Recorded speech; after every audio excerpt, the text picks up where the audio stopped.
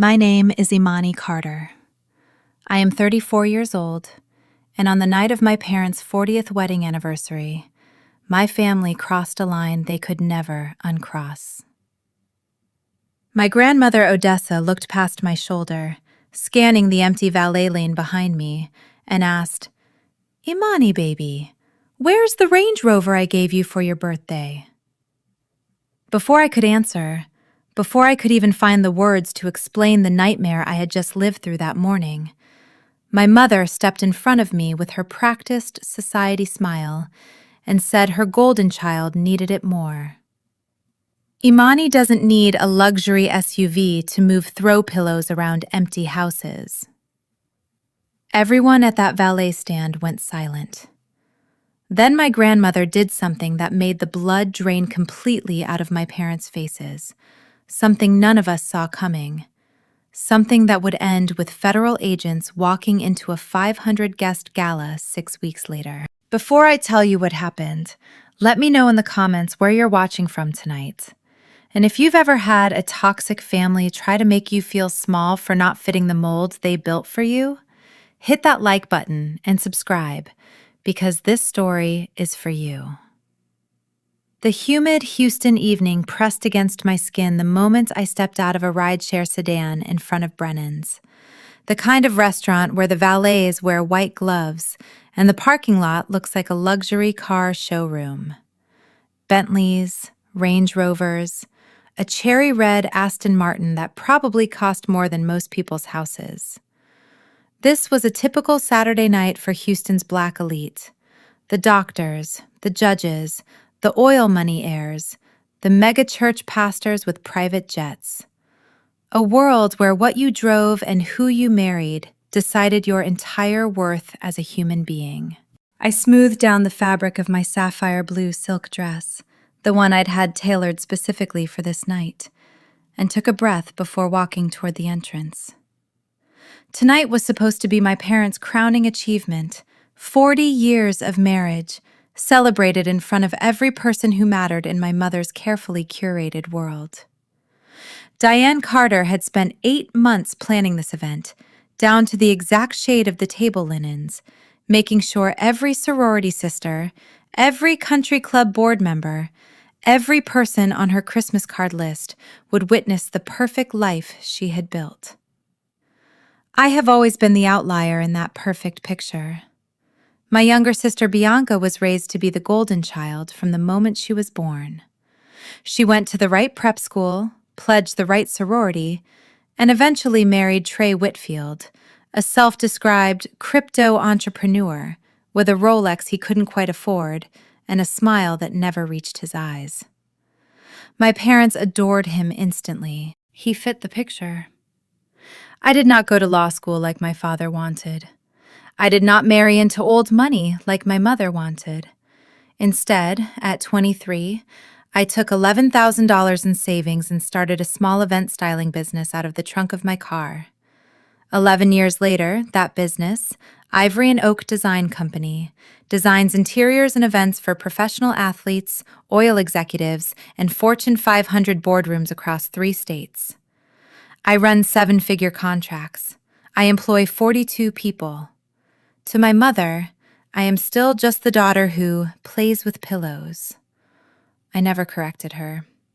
Keeping my success quiet was the only peace I had ever found in a family that treated money like a weapon, wielded against whoever loved it the least. As I approached the entrance, I spotted my grandmother near the valet stand, waiting for me the way she always did, early, upright, and impossible to miss. At 79, Odessa Carter is the true head of our family in every way that matters. She built her fortune from nothing, clawing her way into rooms that were never built to let a black woman from Fifth Ward, Houston, in the door. And by the time she was 50, she owned the building the door was attached to. She stood there that night in a cream knit suit, a triple strand of pearls resting against her collarbone, her spine as straight as a woman half her age. She is sharp. She misses nothing, and she has 0 tolerance for foolishness. Her face lit up the second she saw me, but as I got closer, her eyes drifted past my shoulder, scanning the empty stretch of driveway behind me where a car should have been. Her smile faded into confusion. "Imani, baby!" She pulled me into a hug that smelled like her signature gardenia perfume. "Why are you climbing out of somebody's Uber? Where is that Range Rover I bought you last month?" I opened my mouth. The humiliation was already rising hot in my throat. I had spent the entire morning tearing my condo apart looking for my keys, convinced my car had been stolen from my secured garage, before discovering the truth only an hour before this dinner. But before I could say a single word, the restaurant's heavy doors swung open and my mother marched out, flanked by my father and my sister. Diane Carter looked like she'd stepped off a magazine cover, dripping in diamonds, wearing a champagne gold gown that matched her sorority colors down to the thread. My father, Reginald, trailed a step behind her in a tuxedo that cost more than most people's monthly mortgage. And Bianca stood beside them, one hand resting on her slightly rounded belly, playing the delicate mother-to-be role to absolute perfection. My mother didn't even look at me first. She stepped directly in front of me and flashed my grandmother the same syrupy smile she used on every board member and pastor's wife in this city. "Now don't you worry about the car, Mother Odessa," she said, her southern charm dialed all the way up. "Bianca needed it more. We had the title transferred into her name this morning." I stood frozen.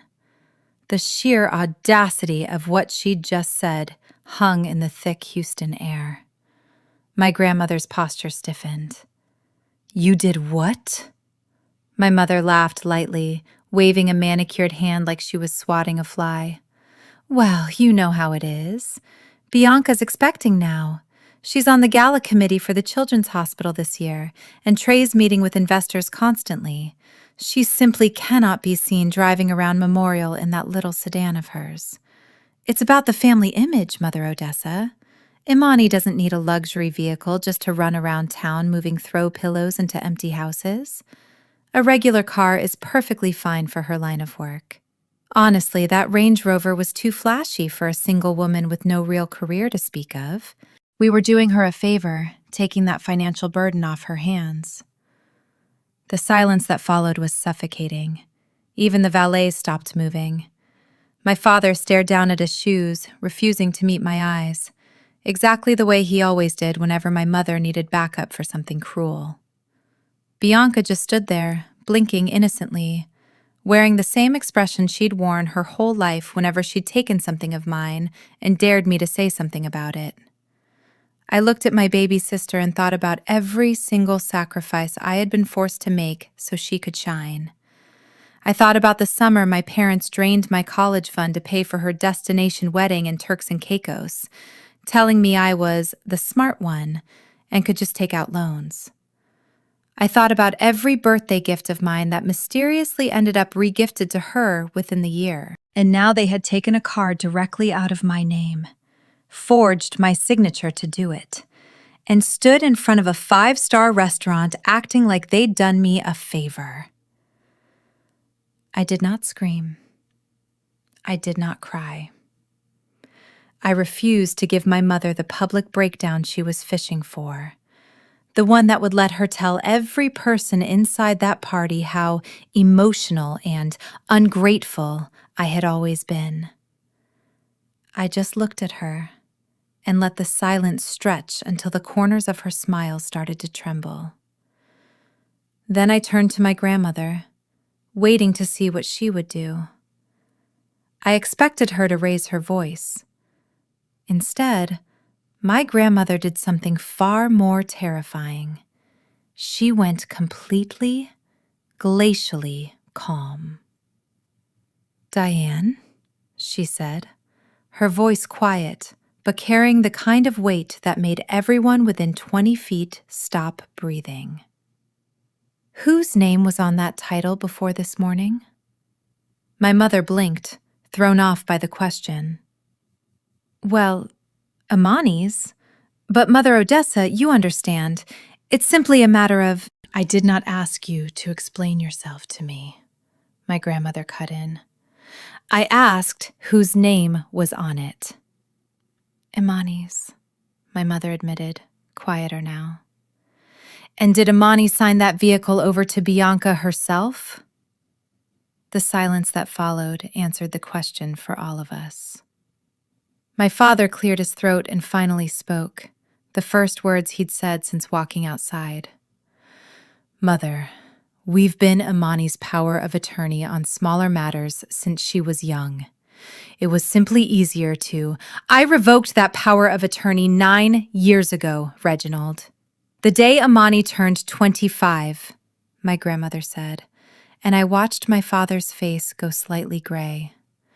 So whatever piece of paper you signed her name to this morning, you signed knowing full well you had no legal right to do it. Nobody said anything. The valets had gone completely still, pretending very hard to be adjusting their vests. My grandmother turned to me, her expression softening only slightly. Imani, did you give anyone permission to transfer that vehicle? No, ma'am, I said. My voice came out steadier than I expected. I found out an hour ago. I called the dealership when I couldn't find my registration, and they told me the title had already been reassigned. I don't even know how they got my signature. My grandmother's jaw tightened in a way I had only seen a handful of times in my life, the last time being when a business partner had tried to shortchange her on a property deal 30 years earlier. That man's company did not exist within 2 years. We will discuss this properly, she said, loud enough for my parents to hear, but calm enough that none of the arriving guests behind us noticed anything was wrong. Not out here in front of the valet stand like common people arguing over a parking spot. Tonight is still your anniversary, Reginald, and I will not hand your guests a spectacle to gossip about for the next 6 months. But do not mistake my silence tonight for forgiveness. We will talk. Soon. Then she looped her arm through mine, the way she'd done since I was a little girl trailing behind her at church, and walked me through the doors like nothing at all had happened. I do not remember much of what was said during that dinner. I remember smiling for photographs. I remember my mother's toast, thanking her 2 beautiful daughters, as though she hadn't just publicly humiliated one of them 15 minutes earlier. I remember Bianca showing off pictures of the Range Rover on her phone to her sorority sisters, captioning a photo of herself behind the wheel with 3 champagne emojis and the words blessed and grateful. What I remember most clearly is my grandmother watching me from across the table the entire night, her eyes doing the quiet, careful math she always did when she was working something out. To understand why that night broke something in me, you have to understand what it was like growing up as the daughter my parents never quite wanted. My mother, Diane, grew up working class in Third Ward before marrying into money, and she spent the rest of her life terrified someone would find out. Every decision she made was in service of one goal: making sure nobody ever looked at the Carter family and saw anything less than polished, wealthy, and impressive. My father, Reginald, was the only son of my grandmother's late husband, a man who built an oil services company from a single truck into a regional empire before he died when I was 9. Reginald had been groomed his entire life to inherit that empire, and he wore the weight of that inheritance like a crown he'd never quite earned on his own. I was born 18 months before Bianca, and from the moment my sister arrived, I understood, the way children understand things without anyone ever having to say them out loud, that she was going to be the daughter my parents actually wanted. Bianca was effortlessly pretty in the way my mother valued. She was soft-spoken, agreeable, and never once challenged an adult in a room. I was loud. I asked questions. I took apart my father's old computer at age 11 just to see how it worked. And when I put it back together wrong, my mother told me I'd ruined another expensive thing just like always, even though the computer had been sitting broken in the garage for 2 years already. By the time I was in high school, the pattern was set in stone. Bianca got a car for her 16th birthday. I got a bus pass and a lecture about learning the value of hard work, even though Bianca never once had to learn that same lesson. When it came time for college, my parents proudly wrote a check for Bianca's tuition at the private university my mother had always dreamed of attending herself. I was told, quite plainly, that a state school and student loans would build my character. The breaking point, the one I still think about more than any other, happened the summer I turned 26. I had been saving for years, quietly building a small nest egg my parents didn't know I had, planning to use it as a down payment on the first commercial space for my design business. My mother found out about the account during a routine conversation about my taxes, and 2 weeks later, she sat me down and asked me, with a completely straight face, if I would be willing to help out with Bianca's upcoming wedding, since the venue in Turks and Caicos had gone over budget. I said no. My mother cried. My father told me I was being selfish and small-minded, that family helps family, that Bianca had always looked up to me and it would break her heart to have a smaller wedding because her big sister wouldn't step up. By the end of that conversation, $11,000 of my savings, money I had earned styling houses on weekends while working a full-time job, was gone, wired directly to a wedding planner in the Caribbean for a woman I did not choose to help. Bianca never thanked me. To this day, I don't think she knows that money came from me at all. As far as she was concerned, our parents simply handled it, the way our parents handled everything for her. I stopped expecting fairness from my family somewhere around that point. What I didn't stop doing was working. I threw myself into my business with a kind of ferocity that had nowhere else to go.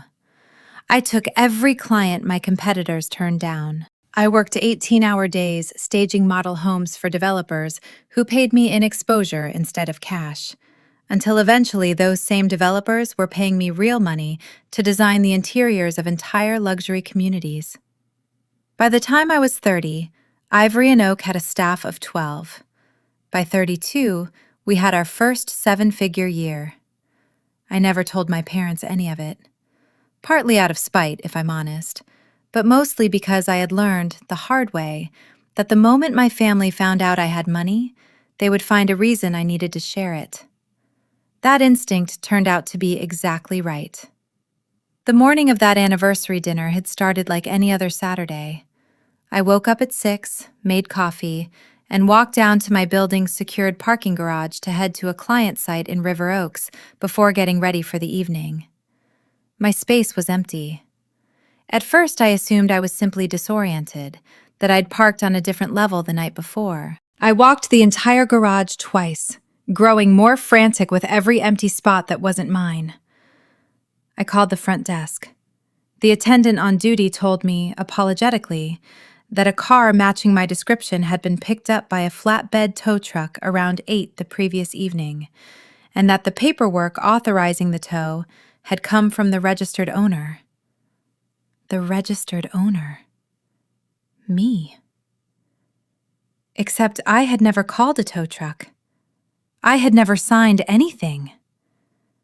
My hands were shaking by the time I got the dealership's finance department on the phone, the one that had processed the title when my grandmother gifted me the vehicle. The woman on the line took nearly 10 minutes to find the file, and when she finally did, her voice changed. "Ma'am," she said carefully, "it looks like the vehicle was retitled yesterday morning, under a new owner, a Bianca Whitfield." I asked her to repeat it. I asked her how that was possible without my signature. She told me, hesitantly, that all the necessary documents had been submitted, including a notarized release of interest with my name on it. I have never once been inside a notary's office to sign anything related to that car.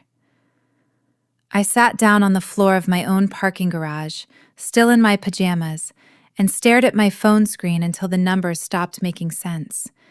It took me another hour to piece together what must have happened. My mother had a spare key to my condo for emergencies, something I had allowed years ago, back before I understood exactly what emergencies meant to Diane Carter. She must have had someone forge the release document, likely using an old signature card from years back when I'd let her co-sign a small loan from my very first business account. I never changed the notary my parents used for family matters. The same elderly man who had notarized documents for our family for 3 decades, and who, I would later learn, considered my mother's word as good as gospel. By the time I arrived at Brennan's that evening, I had already called 2 attorneys and left messages with both. Already knew, on some level, exactly what had happened before my mother ever opened her mouth to explain it. But knowing something and hearing your own mother say it out loud to your grandmother's face, with that same syrupy smile she used at every luncheon and charity gala, is a different kind of pain entirely. 2 days after the anniversary dinner, my grandmother called and asked me to come to her house in River Oaks. Not the family compound where holidays happened, but her own private residence, the one my parents were rarely invited to. Odessa Carter's house is quiet in a way that always surprised people who only knew her as the sharp-tongued matriarch who ran board meetings like military operations. The living room smelled like the same gardenia candles she'd burned for as long as I could remember, and she had a pot of tea already waiting when I walked in. "Sit down, baby," she said. "I need to ask you something, and I need you to answer me honestly. Not the way you usually do when you're trying to protect your mother's feelings." I sat. "How much money do you actually make?"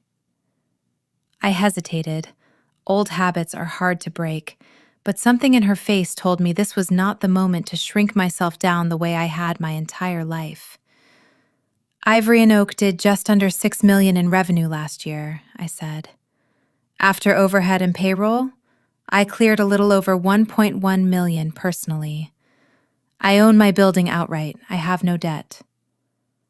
My grandmother didn't blink, didn't gasp, didn't react at all for a long moment. Then she set her teacup down very deliberately on its saucer.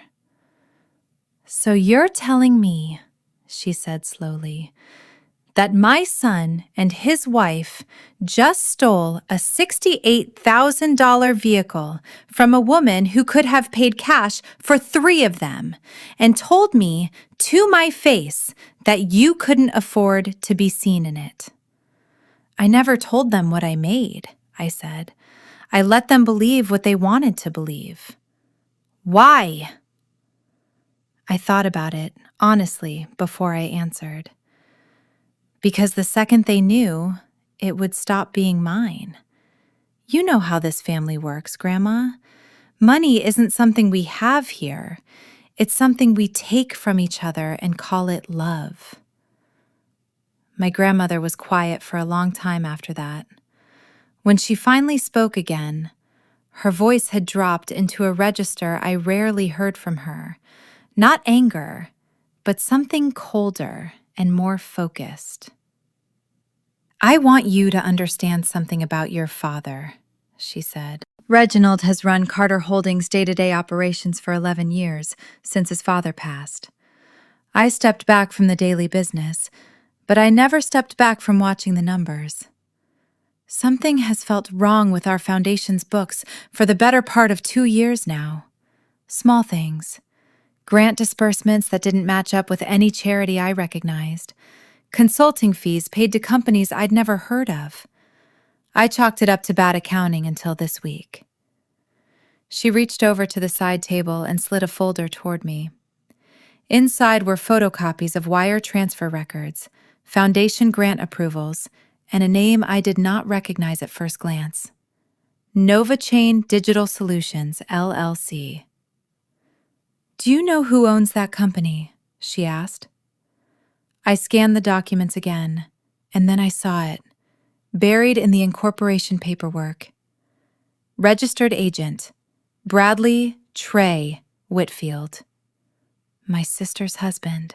The Carter Family Foundation has sent that company just over $410,000 over the last 14 months, my grandmother said, disguised as consulting fees for a community financial literacy initiative that, as far as I can find, does not exist anywhere except on paper. I sat there, with the folder in my lap, understanding for the first time that whatever had happened to my Range Rover was not the beginning of anything. It was simply the moment I'd finally been allowed to see it. We spent the next 3 weeks building a case, quietly, the way my grandmother had built everything else in her life, patiently, without ever tipping her hand.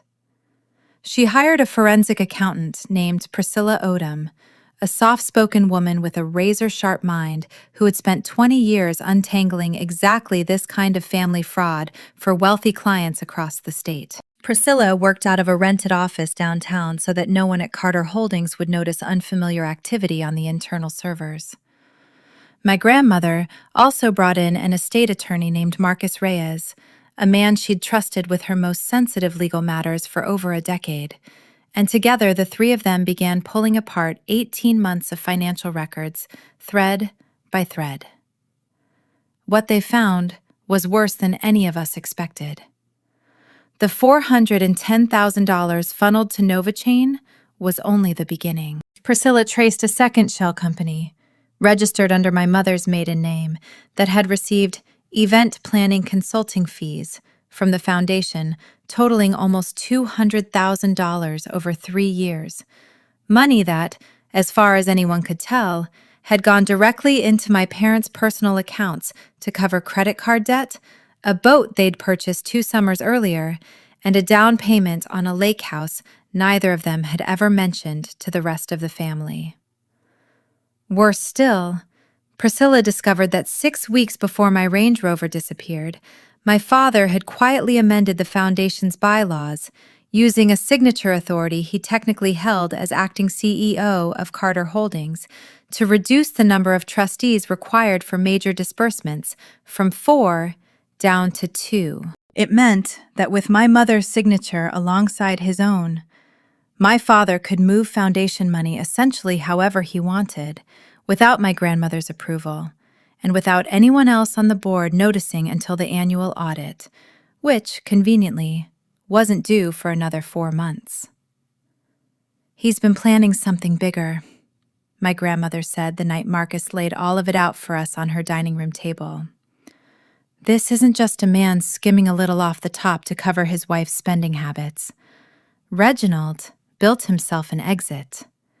He's positioning himself to take real control of this company, and he's using my own foundation to pay for it." I asked her the question that had been sitting in my chest for weeks. "What are you going to do?" She looked at me for a long moment before she answered. "I already did it, baby. 3 days ago. I want to show you something." She pulled a leather folder from her desk drawer and slid it across the table. Inside was an updated trust document, freshly executed and notarized, restructuring the entire chain of succession for Carter Holdings and the Carter Family Foundation. Where my father's name had sat as designated successor for over a decade, there was now a different name entirely. Mine. "I can't accept this," I said immediately, pushing the folder back toward her. "Grandma, this is going to blow up our entire family. Dad will never speak to either of us again." "Your father stopped being someone I could trust with this family's legacy the moment he decided to steal from his own daughter and lie about it to my face," my grandmother said, her voice steady and final. I built this company so my grandchildren would never have to fight each other for scraps the way my siblings and I did growing up. Instead, Reginald has spent 11 years teaching this family that scraps are the only thing worth fighting for. I will not let him finish that lesson." She reached across the table and took my hand, the same way she used to when I was small and scared of thunderstorms. "You built something real, Imani, entirely on your own, in a family that told you at every turn that you weren't worth investing in. That is exactly the kind of person I need running what's left of this one. Not because you're my favorite, because you're the only one who's proven she doesn't need to steal from anybody to succeed." I didn't sign anything that night, but I didn't refuse again either. The weeks that followed were strange in a way I still find hard to describe. My parents, unaware that anyone was watching them closely, went about their lives exactly as they always had, hosting dinners, posting photos from the country club, planning what my mother kept calling the biggest night of the Foundation's history, the annual Magnolia Legacy Gala, a 500-guest black tie fundraiser held every year at the Aurelia Grand Ballroom downtown, the crown jewel event of Houston's Black philanthropic calendar. This year, my mother informed me during a phone call I mostly endured in silence, the gala was being expanded into something bigger. My father intended to use the stage to formally announce his transition into full, permanent chairmanship of Carter Holdings, retiring my grandmother into an honorary emeritus role that would strip her of any actual voting power. And in the same breath, he planned to announce Trey Whitfield as the Foundation's new Director of Innovation and Strategic Partnerships, a role, Priscilla's research later confirmed, that came with a 6-figure salary and discretionary signing authority over an entirely new grant fund. They were going to use my grandmother's own gala in front of 500 of the city's most influential people to formalize the very theft we had spent a month quietly documenting. "You should come," my mother said, her voice bright with false warmth I'd learned to recognize years ago. "Wear something nice. Bianca's finally agreed to let us do the gender reveal on stage that night, too, if you can believe it. It's going to be a big night for this family." I told her I wouldn't miss it. I meant that in a way she could not possibly have understood. 2 nights before the gala, my grandmother, Marcus, and I sat in her study going over the final plan. Marcus had already been in contact with an old colleague of his at the FBI's Houston field office, walking them through the wire fraud and elder financial exploitation evidence Priscilla had compiled. Because my grandmother was both the primary victim and the Foundation's founding trustee, the agency had moved with unusual speed once they saw the paper trail. A warrant had already been signed. "There's one more thing," my grandmother said to me that night, sliding a final document across the table. This one, a property deed. "I didn't want to tell you until it was finalized, in case it fell through." I read the document twice before I understood what I was looking at. 3 weeks earlier, using a holding company Marcus had quietly set up on my behalf, I had purchased the defaulted commercial mortgage on the Aurelia Grand Hotel, the very building where my parents' gala and my father's grand announcement was set to take place. The previous ownership group had been underwater on the property since a failed renovation 2 years earlier, and my grandmother had known it, had been watching that debt sit on the market for months, waiting for the right moment. "You own the debt outright now," she said, "which means functionally you control the building. Every vendor contract for that gala, every catering invoice, every ballroom booking, all of it runs through an entity that answers to you." I stared at the paperwork, at my own signature on documents I had authorized without fully understanding the scope of what I was building. My grandmother reached over and closed the folder gently. Your father is about to stand on a stage inside a building you own, she said, and announce that he's taking my life's work away from me. I think it's time he understood exactly who he's been underestimating. The night of the Magnolia Legacy Gala arrived with the kind of humid Houston heat that clings to your skin the second you step outside. The kind that makes even the most expensive hairstyles start to rebel by 9 o'clock. I spent the afternoon at my own condo, staring at 3 different gowns laid across my bed, before finally settling on a deep emerald green, floor length, with a high slit and a neckline just modest enough to survive my mother's scrutiny, and just bold enough that I would not disappear into the background of my own family's downfall. Before I left, I sat on the edge of my bed for a long moment, phone in hand, rereading the last text message thread I had with Marcus. Everything is confirmed. Agents will be positioned outside by 8:45. They move on your grandmother's signal only. Do not deviate from the plan. I typed back a single word. Ready. I was not entirely sure that was true, but I got in the car anyway. The Aurelia Grand had been transformed for the occasion, the way it was every year. Crystal chandeliers dimmed to a warm gold, magnolia blossoms shipped in from 3 different states arranged in towering centerpieces down the length of every table. A live 12-piece band setting up on a raised stage framed by a massive LED screen displaying the Carter Family Foundation's crest. I had walked through those doors a dozen times before as a guest. Tonight, for the first time, I walked through them as the woman who technically owned the building itself. And the strange, quiet power of that knowledge steadied something in my chest that had been shaking since I got dressed.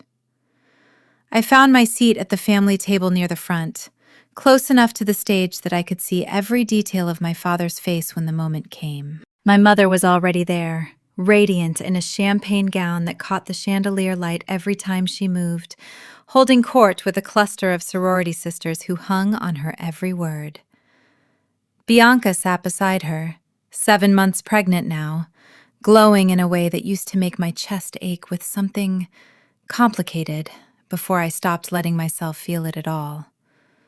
Trey stood near the bar in a tuxedo that fit a little too tightly across the shoulders, laughing too loudly at something one of the board members had said, working the room the way he always did, like a man auditioning for a role he hadn't actually been cast in yet. My father found me before the program started, resting a hand briefly on my shoulder, in a gesture that was meant to look affectionate to anyone watching. "Glad you came, Amani," he said. "Big night for this family." "You have no idea," I told him, and smiled the same smile my mother had used on my grandmother in the valet lane 6 weeks earlier. He didn't catch the edge in it. He never did. At exactly 8 o'clock, the lights dimmed and the program began. A soft-spoken host from the local news thanked the crowd for their generosity, ran through the foundation's accomplishments over the past year with a highlight reel projected on the massive screen. Scholarship recipients, a new wing at the Children's Hospital, a literacy program in Fifth Ward that had genuinely changed hundreds of lives. My grandmother's life's work, distilled into 8 minutes of soft piano music and smiling children's faces. I glanced around for my grandmother and realized, for the first time that evening, that her usual seat at the head table was empty. My mother noticed too, leaning over to whisper something irritated to my father about Odessa's timing. I said nothing. I already knew exactly where she was. At 8:20, my father took the stage. He looked exactly like a man who believed he had already won. He thanked the crowd for their support, spoke warmly about his own father's legacy, about carrying the family torch forward into a new era of growth and innovation for Carter Holdings. And then, with the kind of practiced humility he'd clearly rehearsed in a mirror, he made his announcement.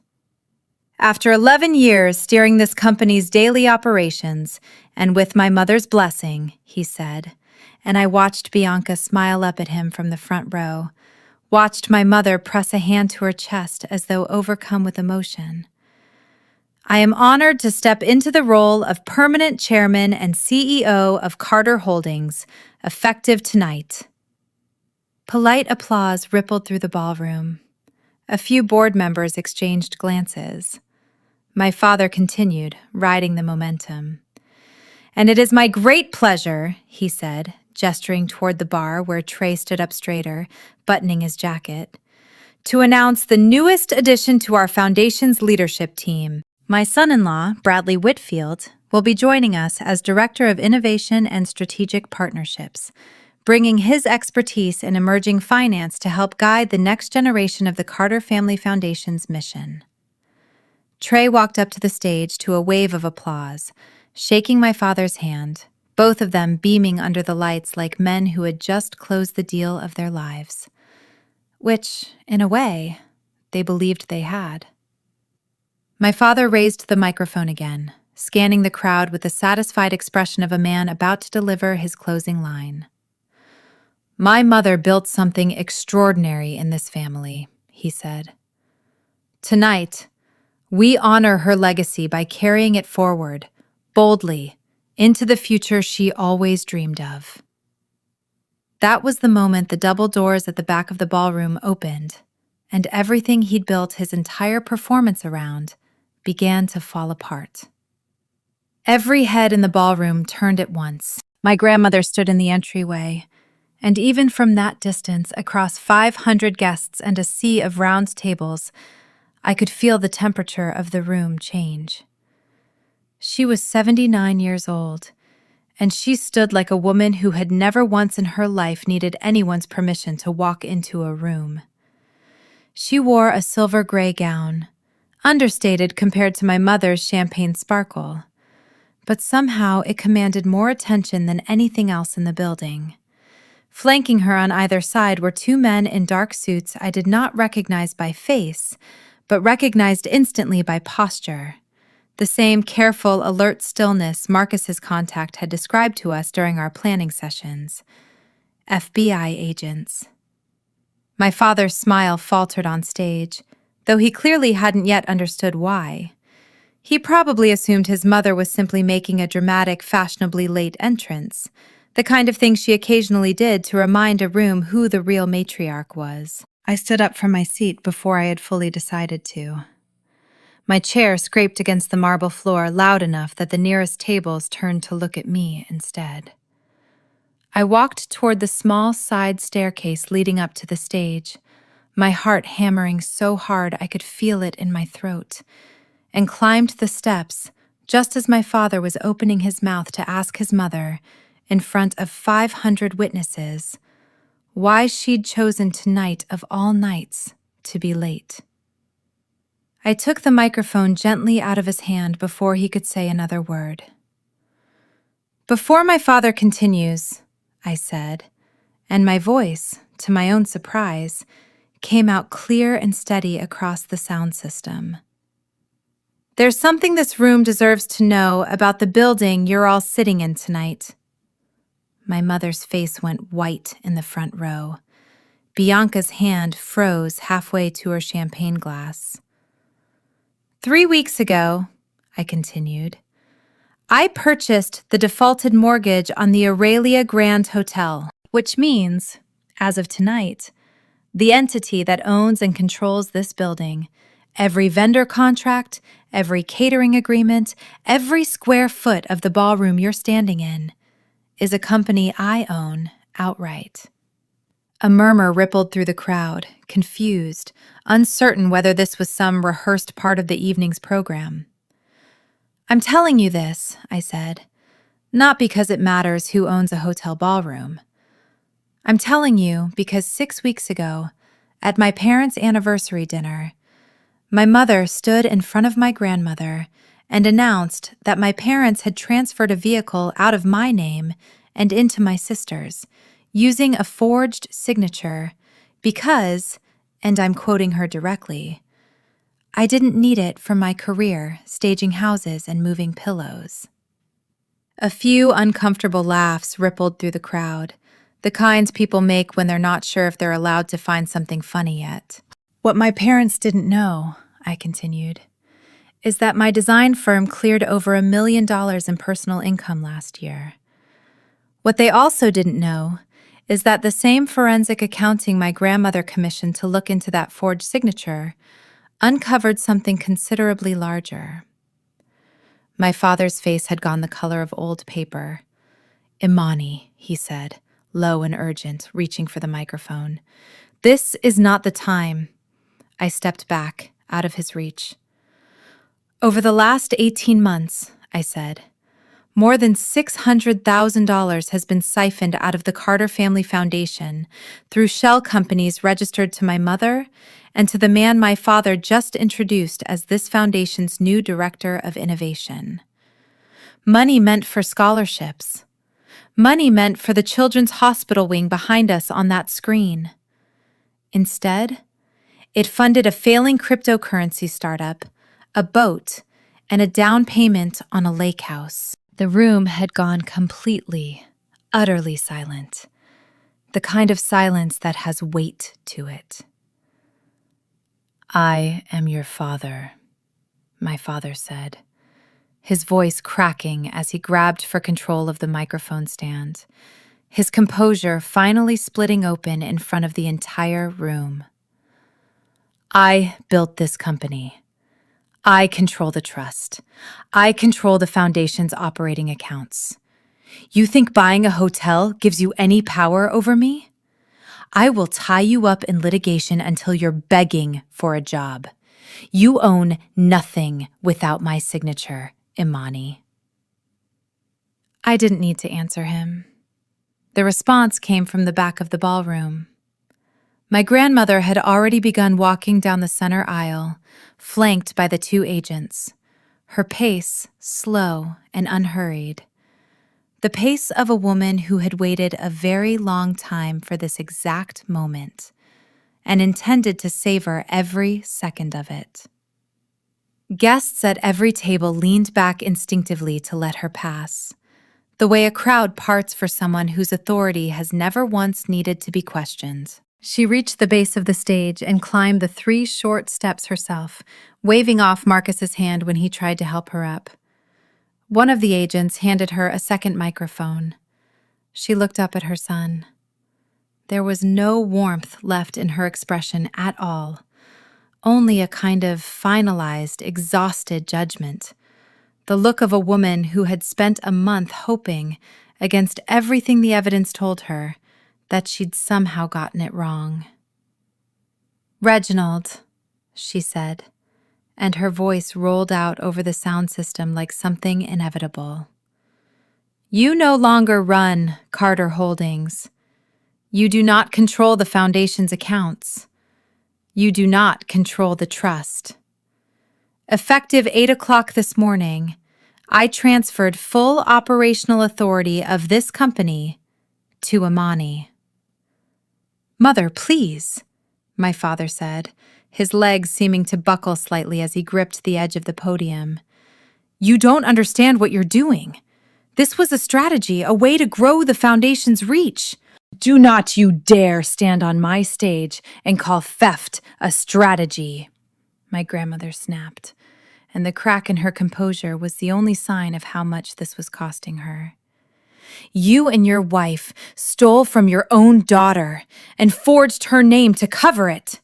You let this man," she gestured at Trey, who had gone rigid near the edge of the stage, "infiltrate a foundation built on my husband's life savings.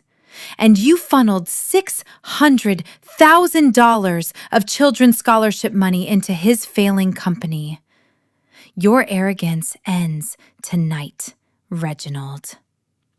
She turned her head and gave a single, sharp nod to the agent standing closest to her. What happened next moved fast enough that I almost couldn't process it as it unfolded. The agents crossed the stage with quiet, practiced efficiency, bypassing my sobbing sister who had collapsed into her chair with both hands over her mouth. They reached Trey first, one agent on each arm, and the sound of handcuffs clicking shut echoed through the ballroom sound system, loud enough that several guests actually gasped out loud. "Bradley Whitfield," the lead agent said, his voice carrying clearly over the stunned silence. "You're under arrest for conspiracy to commit wire fraud." Two more agents approached my father.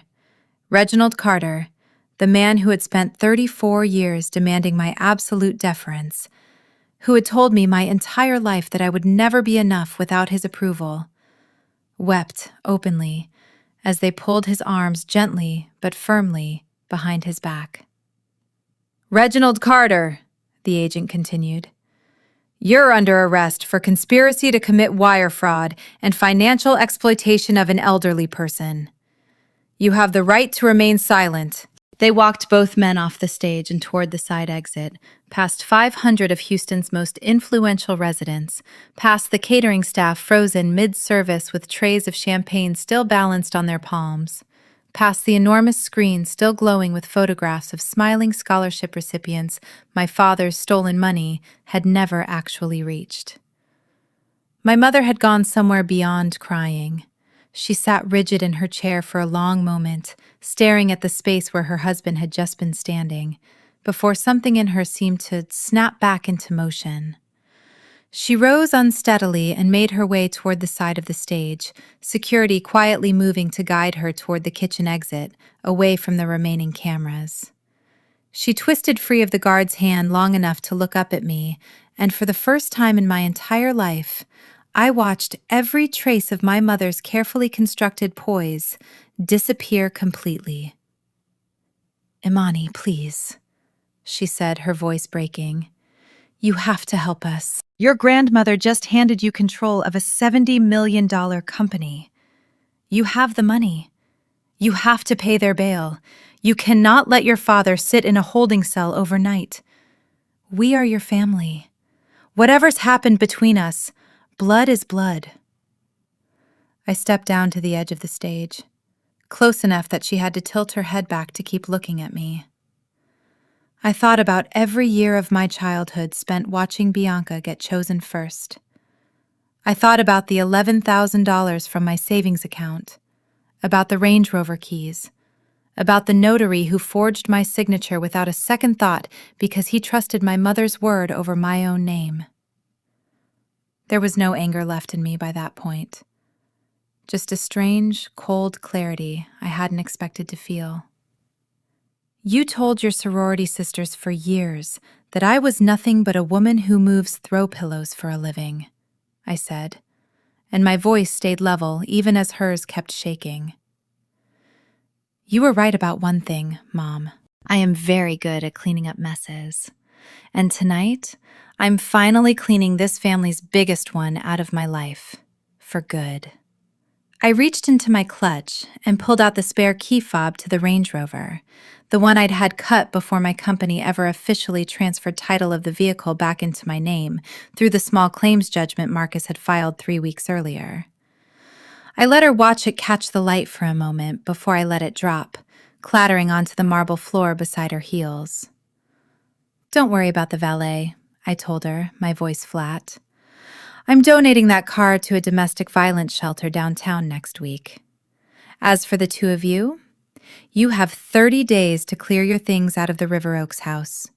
I purchased the defaulted note on that mortgage the same week I bought this hotel. Your eviction paperwork will be posted on the front door by Monday morning." Security led her away through the kitchen doors, her sobs echoing faintly against the stainless steel before the doors swung shut behind her. The ballroom did not empty out after they led my parents away. If anything, it got louder. 500 of Houston's most connected people, all trying to process what they'd just watched in real time. Phones already up recording, whispers rolling from table to table like a wave. I stood at the edge of the stage for a long moment, still holding the second microphone my grandmother had handed back to me, watching the chaos ripple outward. Bianca was the one who finally broke the strange, suspended stillness that had settled over our family's corner of the room. She pushed herself up from her chair, one hand braced against her belly, and made her way toward the stage steps with the kind of unsteady fury I had genuinely never seen from her before. My sister had spent her entire life avoiding confrontation, letting our mother do the fighting for both of us. That night, for the first time, she climbed those 3 steps herself. "You did this," she said, loud enough that the nearest tables went quiet again to listen. "You've been sitting on all of this for weeks, letting us walk into this, letting me stand up here 7 months pregnant while you had federal agents waiting in the parking lot. What is wrong with you?" "What's wrong with me?" I repeated, and I could hear how tired my own voice had gotten, all the adrenaline of the last 20 minutes starting to drain out of me at once. "Bianca, they stole a car out of my name using a forged signature. They stole $600,000 that was supposed to build a new pediatric wing. I didn't do this to you. I did this to them." "Trey didn't know anything," she said, and I watched something in her face falter even as she said it, like she wasn't entirely sure she believed it herself. He took a job. Dad offered him a job." "Bianca, your husband's name is on the shell company," I said, as gently as I could manage in front of a room full of witnesses. "He signed the incorporation paperwork himself. I'm sorry. I know that's not what you want to hear tonight." She stood there for a long moment, one hand still resting protectively over her stomach, and something in her expression cracked open, not into anger this time, but into something rawer, something that looked almost like the first honest emotion I'd seen from my sister in years. Then, without another word, she turned and walked off the stage, disappearing through the same side exit our parents had gone through minutes earlier. I did not chase after her, I told myself, standing there under those bright stage lights with a room full of strangers staring up at me, that there would be time later to figure out what, if anything, could be salvaged between us. That night was not the night for it. My grandmother touched my elbow gently and guided me a few steps back from the microphone stand. "Let me handle the rest of this," she murmured. "You've done enough for one evening." She turned back to the crowd, and in an instant, the trembling exhaustion I'd seen flicker across her face during the arrests vanished, replaced by the same composed authority she'd carried into the room. "Ladies and gentlemen," she said, her voice steady and clear, "I apologize for the disruption to tonight's program. I want to assure every one of you that the Carter Family Foundation's mission and every dollar you've generously donated toward it remains fully protected. Effective tonight, my granddaughter Imani will be assuming full leadership of both Carter Holdings and this foundation. And I have never in my life had more confidence in a decision." She gestured for the band to start playing again, a soft instrumental version of something I half recognized, and slowly, awkwardly, the room began to exhale back into its normal rhythm, waitstaff resuming service, conversations picking back up in hushed, electrified tones, phones still held aloft, capturing the last of the spectacle. I did not stay for the rest of the gala. My grandmother told me, quietly, that she and Marcus would handle the board members who needed reassurance and the 2 local reporters who had already started angling for interviews.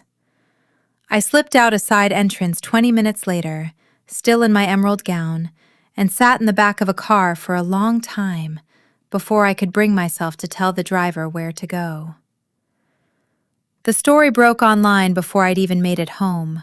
Someone's phone footage from the gala. A shaky, vertical video capturing the tail end of my speech, the moment the agents crossed the stage, the sound of the handcuffs, had already been uploaded and reposted a few hundred times by the time I unlocked my front door. By morning, it had migrated to the local news stations, and by that afternoon, a national business outlet had picked it up under a headline that made my stomach turn every time I saw it pop up on my phone. Houston oil heir arrested for siphoning foundation funds into son-in-law's failed crypto startup. I turned my phone off for most of that first week. My grandmother didn't. She fielded calls from board members, from the foundation's largest donors, from 2 separate journalists writing longer feature pieces on the fallout, handling every single one with the same unshakable calm she'd carried onto that stage. Trey's company, NovaChain, which had already been quietly hemorrhaging investor money for over a year, according to Priscilla's research, collapsed entirely within days of the story breaking. The handful of retail investors who'd bought in during its brief hype cycle 2 years earlier lost what remained of their positions overnight, and at least one class action inquiry began circulating among them within the month. Whatever reputation Trey had built for himself in Houston's small crypto and fintech circles evaporated completely. I heard through Marcus, secondhand, that he'd been quietly asked to step down from 2 advisory boards before his arraignment even took place. My father was released on bond within 48 hours, thanks to an attorney my mother hired using what remained of their joint savings. Savings that, once Priscilla's full audit was submitted to the court, turned out to be considerably smaller than either of them had let on for years. Most of it already funneled into keeping up appearances they could no longer afford. Trey's bond took longer to arrange. His own family, it turned out, wanted very little to do with the mess he'd made. I did not visit either of them. I did not send money. Every few days I would catch myself reaching for my phone to check on my mother out of some old, hard-to-kill instinct. And every time, I forced myself to put it back down. Bianca called me 11 times over the course of that first week. I let every single one go to voicemail. I finally listened to those voicemails on a Sunday morning, 9 days after the gala, sitting alone on my balcony with a cup of coffee going cold beside me. Most of them were short, disjointed, my sister's voice cracking between anger and something that sounded almost like grief. The last one, left just after midnight 2 nights earlier, was different. "Imani, it's me," she said, her voice thick like she'd been crying for a while before she called. "I'm not calling to yell at you anymore. I found some things. In Trey's laptop. Things I don't think even you and Grandma know about yet. I don't know who else to call. Please, call me back." I sat with that message for a long time before I finally dialed her number. We met 2 days later at a coffee shop, far enough from both our usual circles that neither of us worried about being recognized. Bianca looked different than she had at the gala. Smaller somehow, the polish stripped away, dark circles under her eyes that no amount of concealer had fully hidden. She was due in 6 weeks, she told me, and she was staying with a college friend in Katy because she couldn't afford anywhere else and refused, flatly, to move back in with our mother. "I want to hate you for what you did," she said, wrapping both hands around a mug of tea she wasn't drinking. "I spent 9 days trying to hate you for it. I couldn't get there." "Bianca, let me finish," she said, and something in her voice made me stop. "I've spent my whole life being handed things. The car, the wedding, this whole persona, this whole life Mom built for me, and I never once asked where any of it actually came from because I didn't want to know the answer. I think some part of me always knew it wasn't clean. I just chose not to look." She slid her phone across the table, open to a folder of screenshots she'd pulled off Trey's personal laptop before he'd had the chance to wipe it clean. Bank records. Text messages between Trey and my father dating back almost 2 years. long before the foundation money started moving. Conversations about restructuring the trust the right way and getting mom out of the day-to-day before she does something we can't undo. References to a plan that had apparently been in motion far longer than any of us realized. And buried in one exchange from 14 months earlier, a message from my father that made my stomach drop. Once Amani's out of the will entirely, it's just cleaner. Odessa's soft on her. Easier to handle Bianca long term. I read it twice, then a third time, feeling something old and familiar and painful settle in my chest. The confirmation, in black and white, of exactly how little I had ever counted in that house. Exactly how deliberately it had been engineered that way. He was trying to get me cut out of the will completely, I said quietly. Not just sideline me, erase me. Bianca nodded, tears sliding down her face now without her bothering to wipe them away. I found that 3 nights ago. I haven't slept since. I keep thinking about every time Mom said you didn't need anything, that you were fine on your own, and I believed it, because it was easier than asking why they treated you like that in the first place. I didn't forgive my sister completely that afternoon. I'm not sure forgiveness is even the right word for what eventually grew between us over the following months. But I took the folder of evidence to Marcus that same week, and it became one more piece in a case against my father and Trey that was already, by that point, close to airtight.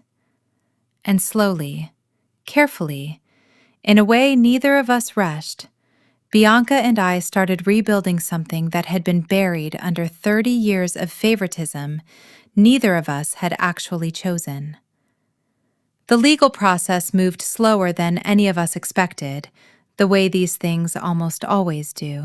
Trey's attorney tried, early on, to argue that the wire fraud charges against his client should be separated entirely from my father's, framing him as a naive newcomer who'd simply followed instructions from a more powerful father-in-law without understanding the full scope of what he was signing.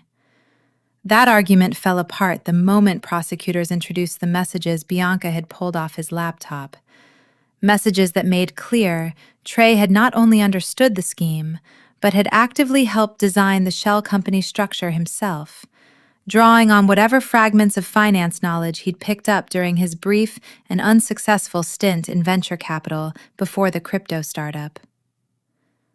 My father's defense was, in its own way, sadder to watch unfold.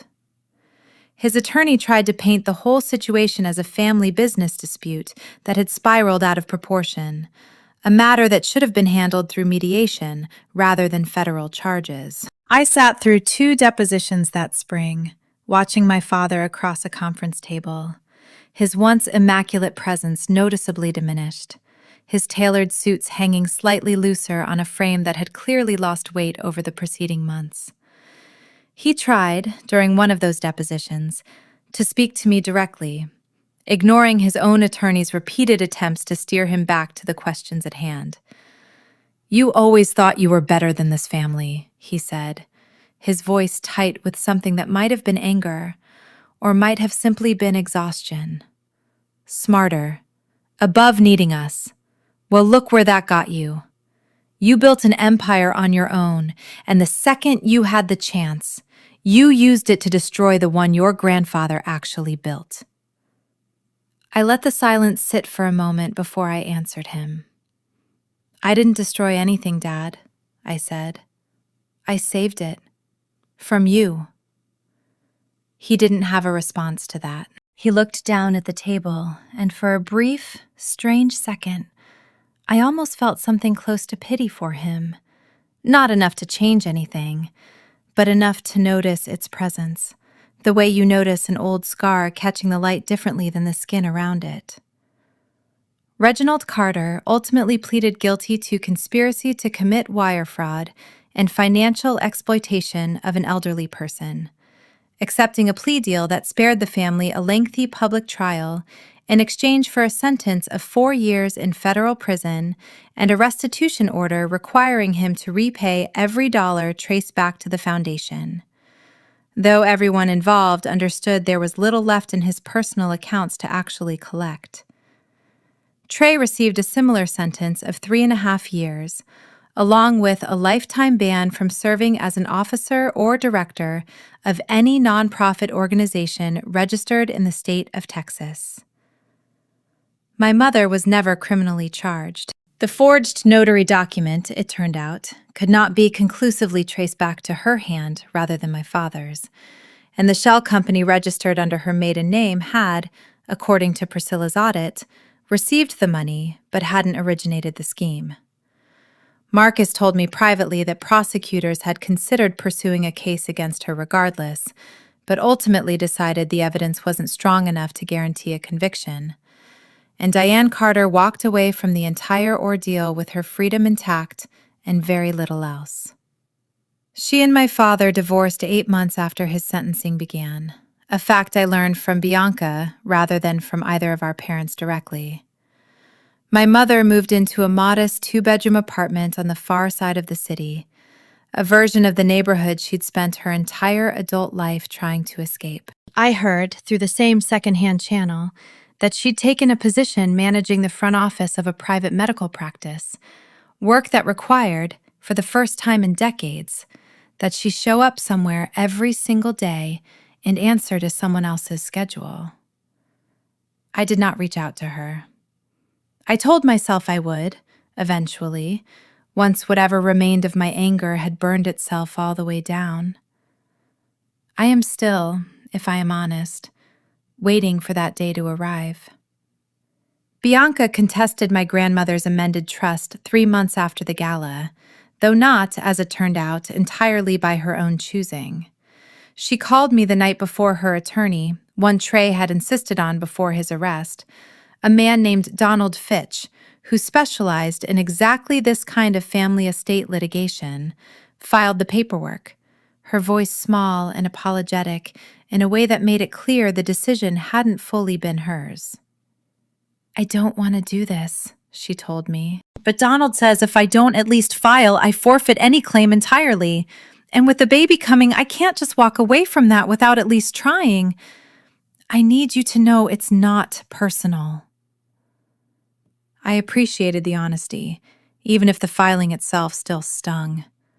Fitch's argument was fairly standard for these situations, that my grandmother, at 79, had been subjected to undue influence and emotional distress at the time she amended the succession documents, that the timing, mere weeks after a public family confrontation, suggested the changes had been made in anger rather than sound judgment, and that Bianca, as the only other biological grandchild, deserved a share of the estate regardless of her husband's criminal conduct.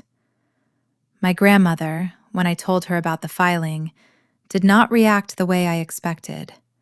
She didn't get angry. She simply nodded slowly, the way she did when she was already 3 steps ahead of a problem before it had finished announcing itself. "Good," she said. "Let them try." It took less than 6 weeks for the case to collapse. Marcus had, with characteristic thoroughness, insisted on recording every one of the meetings where my grandmother's trust amendments were discussed and executed, specifically anticipating a challenge like this one. The recording showed a woman who was sharp, articulate, and entirely lucid, walking through complex financial restructuring with a clarity that would have made most attorneys half her age look unprepared by comparison. Her longtime personal physician submitted a sworn statement confirming there had been no cognitive decline of any kind, and perhaps most damning to Bianca's case, Priscilla's forensic audit, already a matter of public record from the criminal proceedings, made it abundantly clear exactly why a woman in my grandmother's position might reasonably choose to remove her son from a position of financial control. Bianca's attorney withdrew the petition before it ever reached a courtroom. My sister called me the day it happened, crying so hard I could barely understand her at first. "I'm sorry," she kept saying. I'm so sorry, Imani. I never should have let him talk me into it. I know, I told her, and I meant it. I had watched my sister spend her entire life being steered by other people's decisions. First our parents, then her husband's, and some part of me understood, even through my own frustration, that unlearning that pattern was not going to happen overnight simply because the people steering her had finally been exposed. We didn't speak for almost a month after that.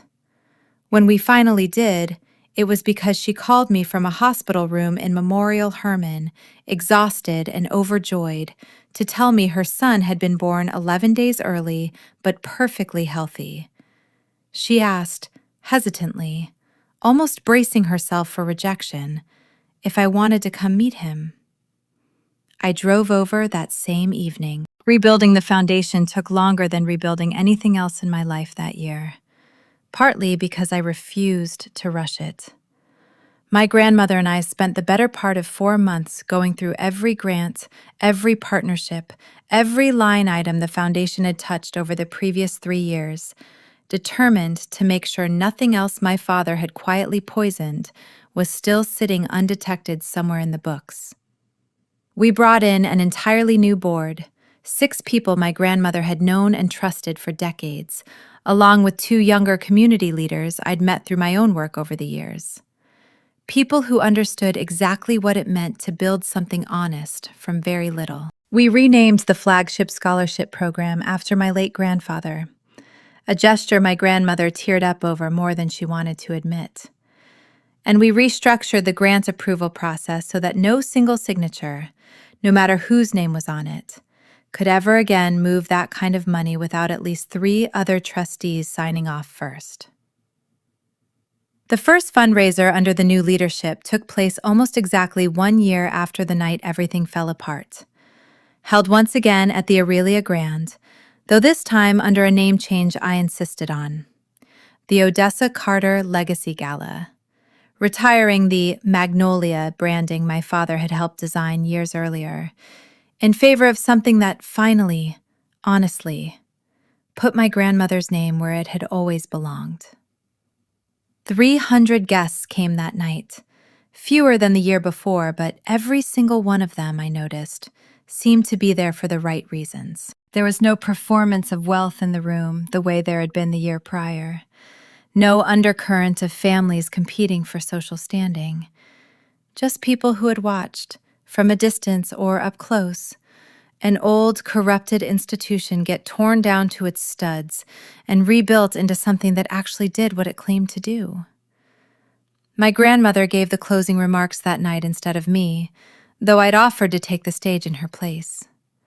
She stood at the podium in the same silver-gray gown she'd worn the night the agents walked through those doors, and she looked out over a room full of people who had trusted her with their money and, more importantly, with their belief in what that money could accomplish. "A year ago," she said, "someone in this family taught me a very hard lesson. That legacy isn't something you can simply hand down through blood and hope it survives intact.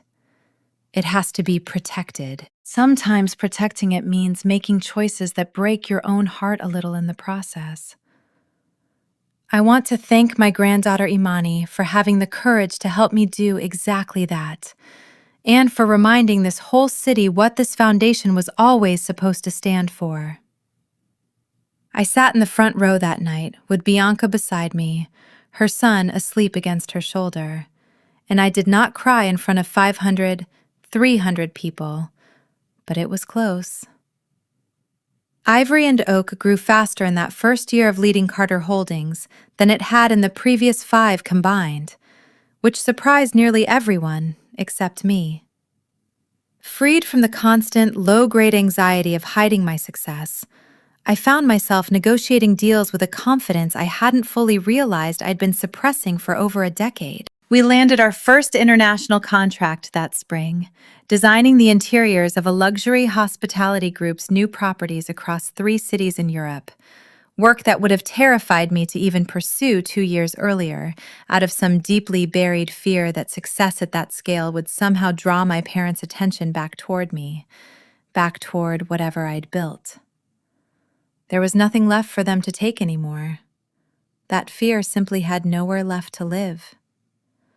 I hired an additional 18 employees that year, several of them young women I recognized pieces of myself in, sharp, ambitious, quietly underestimated by families who couldn't see past a job title to the actual scope of what they were building.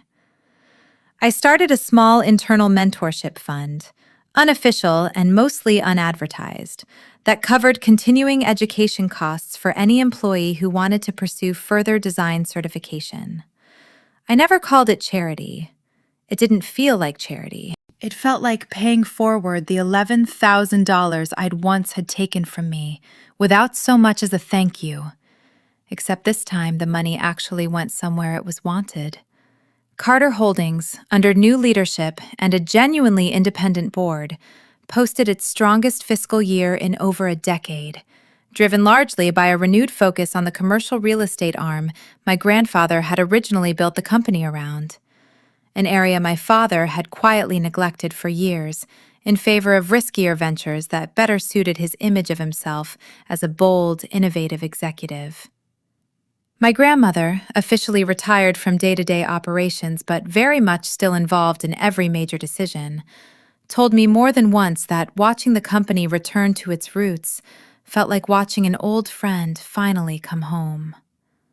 I did not, in that first year, find some dramatic romantic subplot to round out my personal life, the kind you might expect from a story like this one. I dated occasionally, carefully, mostly men who had absolutely no connection to Houston's social circles and therefore no pre-existing assumptions about who I was supposed to be.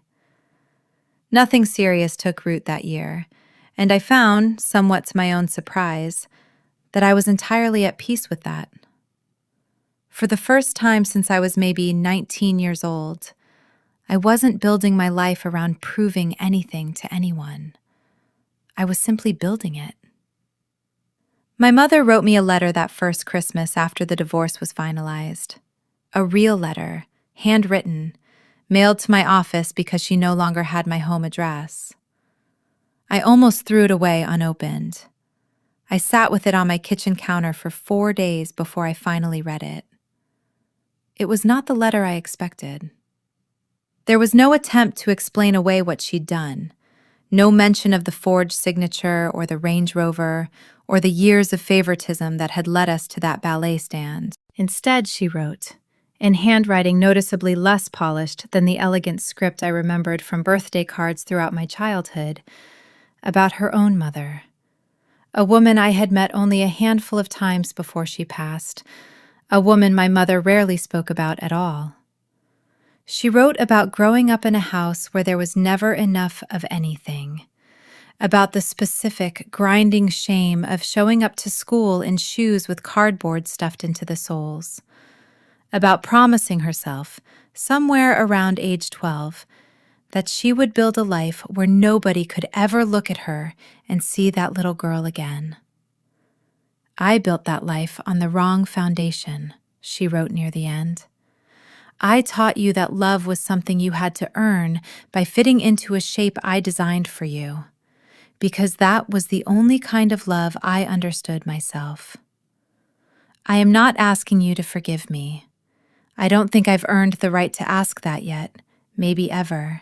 I just wanted you to know that I finally understand what I did, and I understand exactly why you haven't called. I did not call her after reading that letter, but I did not throw it away either. I keep it in the top drawer of my desk, and some nights, when the space between who I used to be and who I've become feels particularly wide, I take it out and read it again. Not out of forgiveness exactly, but out of something more like recognition. The strange, complicated understanding that even the people who hurt us most are usually just carrying forward some older wound of their own, badly, blindly, without ever meaning to pass it down the way they did. I visited my father once, during his second year at the federal facility outside Beaumont. Bianca had been going regularly with the baby, and something about watching my sister slowly, deliberately rebuild a version of that relationship on her own terms made me curious enough to try it myself, just once, mostly to see what was left. He looked older than I remembered, though it had only been 18 months. We sat across a scuffed table in a visiting room that smelled like industrial cleaner, and for a long time neither of us said very much of anything. "Your grandmother tells me the company's doing well," he finally said. "It is," I told him. He nodded slowly, looking down at his hands. "I used to tell myself I was protecting this family," he said, "making sure we never went back to struggling the way my father did before he built something out of nothing. I think somewhere along the way I convinced myself that protecting it meant controlling it, controlling all of you." He looked up at me then, and for just a moment, I saw something almost unguarded in his face, something I hadn't seen since I was a very small child. "I know that doesn't fix anything." "No," I agreed. "It doesn't." I didn't go back after that visit. I'm not sure I ever will. But I don't regret going once. Some doors, I've learned, you have to open at least a single time, just to confirm for yourself that closing them again is genuinely the right choice, rather than simply the easiest one.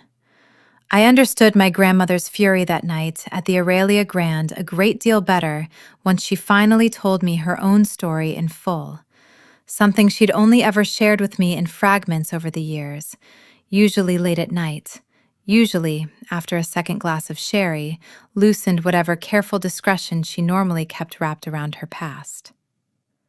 Odessa Carter was born in 1946 in Houston's 5th Ward, the third of 6 children in a family that never once, in her recollection, had enough of anything to spare. She met my grandfather, Wallace Carter, at 19, working the front counter of a diner near the shipping channel where he came in most mornings for coffee before his shift hauling equipment for an oil field services company that paid him a fraction of what the white foreman made for the same work. They married 2 years later and spent the next decade saving every spare dollar they could scrape together, watching Wallace's employer grow richer off the exact labor he refused to properly compensate. In 1971, with a loan from a small Black-owned credit union that had taken a chance on them when every major bank in the city turned them away, Wallace and Odessa bought a single flatbed truck and started their own oil field services company, competing directly against the very employer who had underpaid him for a decade. It nearly collapsed twice in the first 5 years. A business partner Wallace had trusted, a man he'd known since childhood, quietly diverted client contracts to a competing company he'd secretly started on the side, nearly bankrupting them before Odessa discovered the scheme going through the books late one night. The same way, decades later, she would discover her own son's betrayal going through a different set of books. "I threw that man out of my house with my own 2 hands," she told me, the sherry glass turning slowly between her fingers. Wallace wanted to be gentle about it, out of some old loyalty from their boyhood days. I told him gentleness is how men like that keep getting away with it. We survived that betrayal because I refused to let sentiment cloud what the numbers were clearly telling me. By the time Wallace passed, the company he and my grandmother built together employed over 400 people and served clients across 3 states. Odessa never took an official title. This was still an era, she reminded me, when a woman's name on a business, even one she'd built with her own 2 hands, could cost the company contracts. But everyone who worked there in those early decades understood exactly whose judgment actually ran the place. "I built Carter Holdings twice," she told me that night, her eyes distant in a way I rarely saw from her. "Once with your grandfather, against a world that told us at every turn we didn't belong in it. And once again, decades later, against my own son, who somehow absorbed every hard lesson I tried to teach him about protecting what you build, except the one lesson that actually mattered. That legacy isn't something you're entitled to simply because of whose blood runs through your veins. It's something you have to keep earning every single day, or you lose the right to call it yours. I understood, sitting with her that evening, exactly why she had moved as swiftly and as mercilessly as she had the moment she uncovered what my father had done. She had spent her entire life clawing a place for our family that the world had never intended to give us. Watching her own son try to hollow that legacy out from the inside, using the very tools of exploitation she'd spent decades fighting against from the outside, must have felt like a betrayal, layered on top of every other betrayal she'd already survived to get here. The European contract that came through that spring turned out to be one of the proudest professional accomplishments of my life, though it started, like most of my best opportunities have, with a conversation I almost didn't have the confidence to walk into. A hospitality group based in Lisbon was renovating 3 historic boutique properties across Portugal and Spain, converting a former convent, a 19th century merchant's townhouse, and a crumbling coastal manor into a small, ultra-luxury collection aimed at travelers who wanted history and craftsmanship over generic 5-star polish. Their lead architect had seen photographs of a renovation Ivory and Oak had completed for a private client outside Austin the previous year, a project where I'd insisted on sourcing reclaimed longleaf pine from a decommissioned Texas cotton mill rather than importing new lumber, a decision that had cost more time and money up front, but had given the entire home a soul that no catalog furniture could ever replicate. I flew to Lisbon myself for the initial pitch meeting, standing in front of a conference table of 6 people who did not know me, did not know my family, did not care whether I was somebody's overlooked daughter or somebody's golden child. They cared only about the portfolio in front of them and the ideas I could offer for breathing new life into buildings that had stood for centuries. I got the contract. Standing in the gutted shell of that former convent 3 months later, watching my team work alongside local craftsmen to restore hand-painted azulejo tiles that had been hidden under decades of plaster, I felt something settle in my chest that I don't think I'd ever fully felt before. Not pride exactly, though there was plenty of that too, but something closer to belonging. Not belonging to a family, belonging to my own work, entirely on its own terms, built by nobody's hands but mine.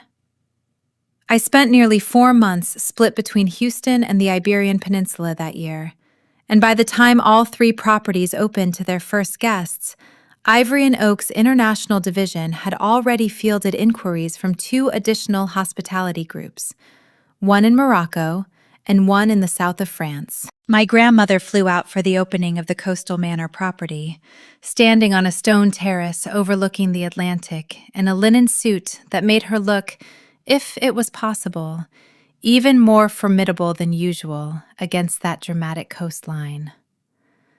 "Your grandfather would have loved this," she told me, watching the sunset turn the old stone walls gold. "He always said the measure of good work wasn't how much it impressed people. It was whether it would still be standing, still meaning something, long after everyone who built it was gone." I thought about that a great deal in the months that followed.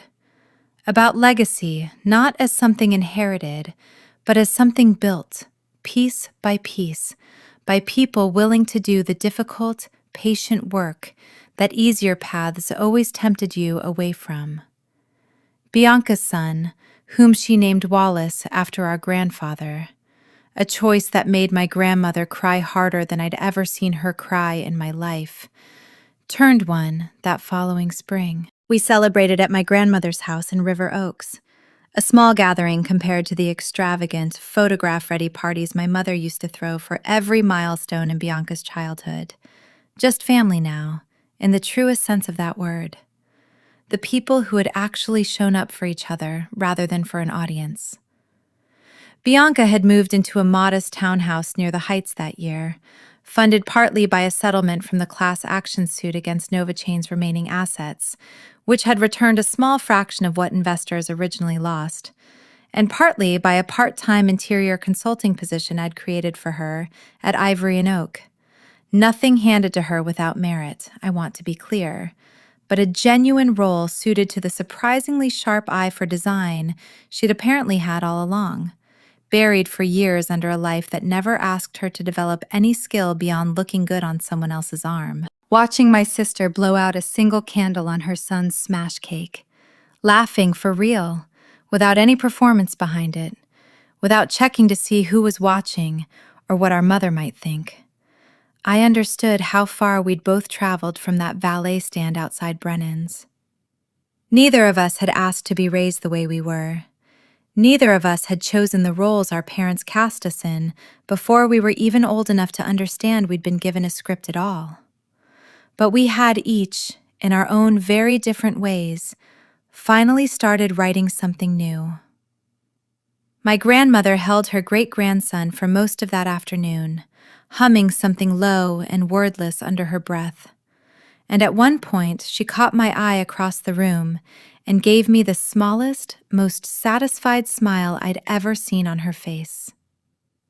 "This," she said quietly, when I sat down beside her later, "is what all of it was actually for." I met Darius almost by accident, the kind of accident that only makes sense looking backward. He was the general contractor overseeing structural work on a mixed-use development in Midtown, where Ivory and Oak had been brought on to design the retail-level interiors. And for the first 3 weeks of that project, I mostly knew him as a calm, exacting voice on conference calls, the kind of person who asked precise questions and never once tried to charm his way past a problem he should have simply solved with better planning. We ended up on site together late one afternoon, both of us staring up at a load-bearing wall that had turned out to be structurally different from what the original blueprints indicated. Both of us equally annoyed at the architect who'd apparently never actually walked the space before finalizing the plans. Somewhere in the middle of troubleshooting that problem together, crouched on the concrete floor comparing measurements, I realized I was laughing for the first time in longer than I could easily remember. Laughing at something that had nothing to do with strategy or leverage or protecting myself from anyone. Darius did not know, when he asked me to dinner 3 weeks later, anything about the gala or the arrests or the $70 million company sitting quietly behind my name. He found out the way most of Houston eventually had, through a mutual acquaintance who mentioned it almost in passing, and I remember bracing myself, out of old habit, for the shift I always expected once people learned the full scope of what I actually had. The shift never came. He asked a few respectful questions, mostly about my grandmother, whom he clearly already held in a kind of instinctive regard, and then he asked what I actually wanted for dinner, because he'd made a reservation and needed to know if I still ate seafood. It was such a small, unremarkable moment. I don't think I fully understood until much later how rare it was for me. Someone finally not performing anything, not managing anyone's expectations, simply being asked what I wanted for dinner by a person who had no agenda buried underneath the question. We've been together 1.5 years now. He still doesn't attend the gala unless I specifically ask him to, preferring, he says, to let me have that particular stage entirely to myself. I think that instinct, more than anything else, is what convinced me he was different from every relationship that came before him. The simple, unhurried understanding that some rooms are mine to walk into alone, and that loving someone doesn't require standing directly in their spotlight to prove it. 2 years out from that gala, The story has mostly settled into something closer to family history than open wound, though I don't think it will ever fully stop being both. My father was released last spring, 6 months early for good behavior, and moved into a small apartment near Beaumont rather than returning to Houston. Bianca still visits occasionally, bringing Wallace along when the visits are close enough to home to make the trip manageable. I have not gone back, and I've made a kind of peace with that decision, the same way I've made peace with the fact that some relationships simply don't survive certain betrayals, no matter how much time passes or how genuinely someone comes to regret what they did. Trey moved back to his home state after his release, and the last I heard, through channels I no longer actively follow, he was working some entry-level sales job entirely unrelated to finance, a fact that Bianca mentioned to me once, quietly, without any particular emotion attached to it. Their divorce finalized within a year of his sentencing. She has full custody of Wallace and, from what I can see, has built a small, steady, honest life for the two of them that looks nothing like the one our mother once designed for her. My mother and I still have not spoken beyond that single letter, though Bianca serves, occasionally, as an unofficial bridge between us, mentioning small updates neither of us quite knows how to ask for directly. I understand her better now than I did the night she stood outside that restaurant and called my life's work a hobby with pillows. Understanding someone's wounds, though, has never been the same thing as excusing what those wounds led them to do to someone else. And I've stopped expecting myself to arrive at forgiveness on anyone's timeline but my own. Carter Holdings posted its best fiscal year in the company's 53-year history last quarter. Ivory and Oak now operates in 11 cities across 3 countries. The Odessa Carter Legacy Gala has become, according to 2 separate society columns I try not to read too closely, the single most sought-after invitation on Houston's philanthropic calendar. Precisely because everyone in this city now understands exactly what happens to people who try to exploit it.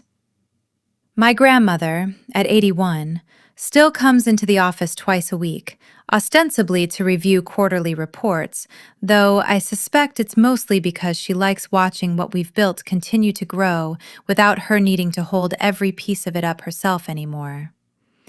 People sometimes ask me, when they finally work up the nerve, how I managed to build something as substantial as Ivory and Oak while still living, on paper, like a woman who could barely afford to replace her own car. The truth is less inspiring than most people want to hear. I built it out of spite, mostly, in the early years. A slow-burning, unglamorous kind of spite that got me out of bed at 5 a.m. to stage empty houses before running to a job that actually paid my bills, back when the business was still nothing more than a stack of business cards in a borrowed truck. My first real client, the one who actually made the whole thing feel possible rather than delusional, was a divorce attorney named Renata Solis, who hired me to stage her newly renovated townhouse for sale after her own divorce settlement freed up the money to fix it up properly. I was 24. I had exactly $600 of working capital left after buying fabric samples and a set of secondhand furniture I'd found at an estate sale, and I remember standing in her empty living room the night before the first showing, arranging and rearranging the same 3 chairs for 4 hours straight until the light finally looked right. The house sold in 11 days, $40,000 over asking. Renata told every attorney in her firm about me. Within 6 months, I had 8 regular clients and had quit the administrative job I'd been working to cover my rent. I never told my parents any of this was happening. I remember specifically, vividly, deciding not to tell them the week I signed my first 6-figure contract, sitting in my car outside a client's mansion in Tanglewood, feeling a strange mixture of pride and grief I still find hard to fully explain. Pride at what I'd built, grief at the fact that some old, stubborn part of me still wanted, more than anything, for my mother to be proud of it too. She never got the chance to be proud of it, honestly, because I never gave her the chance to know. I've turned that decision over in my mind more times than I can count, wondering whether things might have gone differently if I'd simply told the truth years earlier, forced my parents to reckon with who I'd actually become instead of who they decided I was. My grandmother has told me, more than once, not to waste time rewriting a past I have no way of actually testing. She's probably right. But grief doesn't always listen to logic, even years later, even once you've built something bigger than anyone who doubted you ever managed to build themselves. One of the young women I hired that first year after the gala, a 26-year-old junior designer named Camille, who'd come to us from a small firm in Beaumont, reminds me more of my younger self than I sometimes find comfortable to sit with. She grew up, she told me once during a late night finishing touches on a client presentation, in a house where her older brother got the college fund and the car and the unconditional support, while she got told, repeatedly, that art school was a nice hobby and she'd need a real backup plan. She used our internal mentorship fund to finish a certification in sustainable design that summer, work that has since become one of Ivory & Oak's most requested specialties among clients looking to renovate historic properties without stripping away their original character. Watching her walk into her first solo client pitch this past spring, watching the quiet, hard-won confidence in the way she spoke about her own ideas without once shrinking herself to make anyone else more comfortable, I felt something click into place that I don't think I fully understood the value of until that exact moment. My grandmother built something to survive a world that told her family they didn't belong in it. I built something, without fully realizing it at the time, to survive a family that told me the same thing about my own home. And now, in whatever small way I can, I get to help build something for the next generation of people who've been handed that same tired lesson. That worth is something you have to earn from people who never intended to actually give it to you honestly in the first place. That, more than the money, more than the company, more than the hotel or the trust or any of it, is the part of this story I'm proudest of. I want to go back for a moment to the notary, because the way we finally proved the forgery is a detail I didn't fully appreciate until Marcus walked me through it. And I think it says something important about how these kinds of family betrayals actually get exposed when they do. The notary in question, an elderly man named Herbert Ainsley who had handled the Carter family's paperwork for over 30 years, had a habit, one that ultimately became his undoing, of keeping physical signature cards on file for every client he'd ever notarized a document for, a practice left over from an era before digital verification became standard. When Marcus subpoenaed his records, he found something Herbert himself, when questioned, swore he hadn't consciously noticed at the time. The signature on my supposed release of interest form for the Range Rover did not match a single other sample of my actual signature on file anywhere in his 30 years of records, including a power of attorney document I'd signed for my grandmother back when I was 25. What it did match, disturbingly closely, was a birthday card I'd sent my mother 4 years earlier. One she had apparently kept and later handed to whoever actually drafted the forged document, along with detailed instructions on how to angle the pen strokes to make my signature's distinctive looping I look convincing. Herbert testified, tearfully during his own deposition, that he had simply trusted my mother's word when she told him I'd already signed the document at home and merely needed his notarization to finalize it, a shortcut he admitted to using more than once over the decades for family clients he considered above suspicion. He was never criminally charged himself, given his advanced age and the state's determination that he'd been genuinely deceived rather than complicit. But the Texas Secretary of State's office revoked his notary commission permanently once the case became public record. I heard, through Marcus, that he retired quietly to be near his daughter in San Antonio, an old man whose 30 years of careful, trusted work ended up unraveled by one favor he never should have granted a woman he'd known since she was a young bride. It's a strange thing, tracing a family's collapse back to something as small as a birthday card kept in a drawer for 4 years, waiting patiently to become a weapon. I think about that detail more than almost any other piece of this story.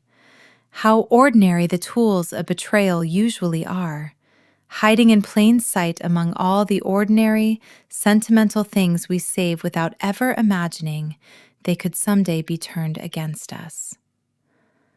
I didn't sleep at all the night of the gala. I remember sitting on my living room floor, still in that emerald dress, shoes kicked off somewhere near the door, staring at my phone as the video footage kept multiplying across every platform I opened, watching strangers debate the details of my own family's collapse in comment sections, some of them cheering, some of them defending my father in ways that made my stomach turn, most of them simply fascinated by the spectacle of it, the way people always are when someone else's carefully maintained image finally cracks open in public.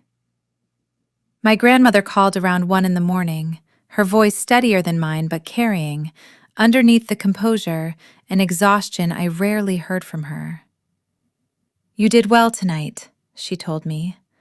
"I know it doesn't feel that way right now. It rarely does, the night you finally stop letting people mistreat you. It just feels like grief wearing a different coat." She was right. It did feel like grief. I sat with that feeling for a long time after we hung up, turning it over, trying to understand why watching my father get led out of a ballroom in handcuffs, a man who had spent my entire life making me feel like an afterthought in my own family, didn't produce the clean, satisfying relief I'd half expected it to. Instead, it produced something messier, something closer to mourning a version of my family I'd never actually had, but had somehow kept hoping, against every piece of evidence to the contrary, might eventually still exist. I think that's the part nobody warns you about, when you finally stand up to people who have spent your entire life underestimating you. The satisfaction is real. So is the grief sitting right alongside it.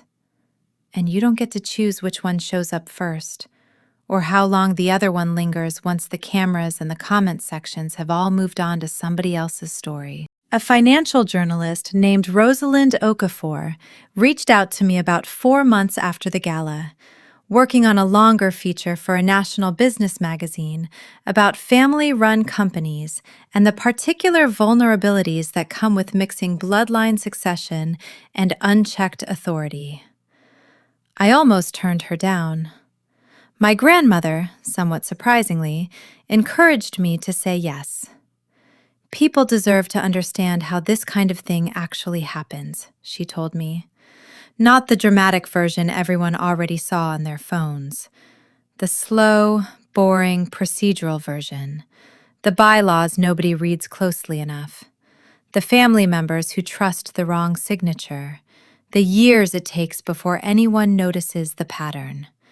That's the version that might actually help somebody else catch it sooner than we did." I sat for nearly 3 hours with Rosalind in my office that spring, walking her through the entire arc of it, not just the gala, but the years leading up to it, the small, accumulated humiliations that had taught me to hide my success in the first place, the way my grandmother's own hard-won empire had nearly been hollowed out from the inside by someone who'd inherited access to it rather than earning it. She asked me, near the end of the interview, what I would tell someone else sitting where I'd once sat, quietly successful and quietly convinced that revealing the truth would only make things worse. "I'd tell them the hiding doesn't actually protect you," I told her.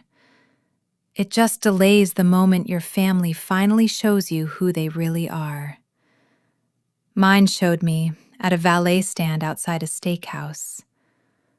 I'm grateful, honestly, that it happened somewhere I could still walk away from with my dignity intact, instead of somewhere with higher stakes and less room to recover.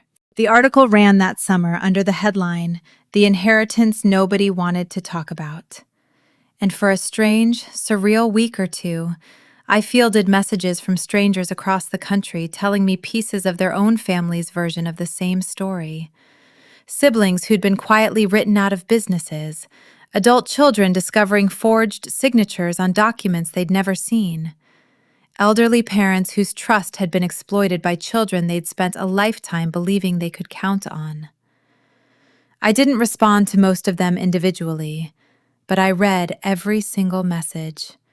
And something about that flood of recognition, that evidence that our family's particular betrayal wasn't actually as singular as it had always felt from the inside of it, helped me finally exhale in a way I hadn't fully managed to do since that night at the Aurelia Grand. The decision to buy the debt on the hotel itself came together faster than I've let on in most of the retelling of this story. Mostly because the actual mechanics of it were almost embarrassingly mundane compared to how dramatic the reveal ended up looking on that stage.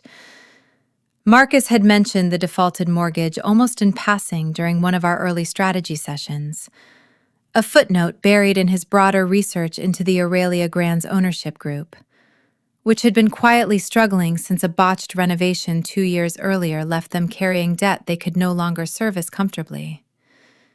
It was my grandmother, characteristically, who saw the opportunity buried in that footnote before either Marcus or I did. "Your father is planning to make his announcement there," she said, tapping the report thoughtfully. "What if the building itself already belonged to someone he'd underestimated, the same way he's underestimated you your whole life?" The acquisition itself took 3 weeks of fairly unglamorous negotiation, working through a holding company Marcus structured specifically to keep my name off any public filing until I was ready to reveal it myself. I remember sitting in a conference room signing what felt like an endless stack of paperwork, thinking less about the symbolic power of the moment and more about whether I was making a sound financial decision, whether the commercial reality of owning a struggling hotel property actually made sense for Ivory and Oak's broader portfolio, beyond the satisfying twist it would provide at exactly the right moment. It did, as it turned out, make sound financial sense, entirely independent of the dramatic reveal. The Aurelia Grand's underlying real estate, once the mismanaged renovation debt was restructured, turned out to be one of the more valuable commercial properties in that part of downtown, and under new management I brought in myself, poached quietly from a hospitality group I'd worked with on an earlier project, the hotel has posted its first profitable year in nearly a decade. I mention this detail specifically because I think it matters for anyone listening to this story looking for their own lesson buried inside it. The reveal on that stage was dramatic because of the timing and the stakes, but the actual decision underneath it was sound business, made with careful research and patient negotiation, not some spontaneous act of vengeance dressed up after the fact to look strategic. The best kind of justice, I've learned, usually looks like that from the inside. Less like a single explosive moment, and more like months of quiet, deliberate work that simply happens to culminate in one. My closest friend, a woman named Odalis I've known since our freshman year at the University of Houston, found out about my actual net worth the same way most of the city did, through a viral video on her phone, sitting on her couch on a random Tuesday night, texting me a string of increasingly frantic messages before finally just calling me directly. "Imani Renee Carter," she said the second I picked up, using my full name the way she only did when she was genuinely stunned. "You have been letting me split a $15 appetizer with you for 11 years, while secretly worth I don't even know how many millions of dollars?" I laughed, the first real laugh I'd managed since the gala, and tried to explain. The years of learning to hide it, the reflexive instinct to keep my success small enough that nobody could take it from me the way my family had taken everything else.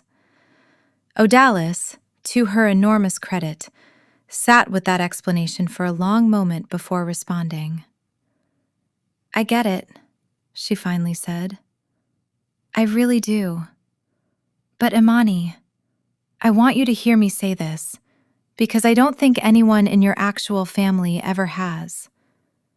You didn't need to hide any of that from me.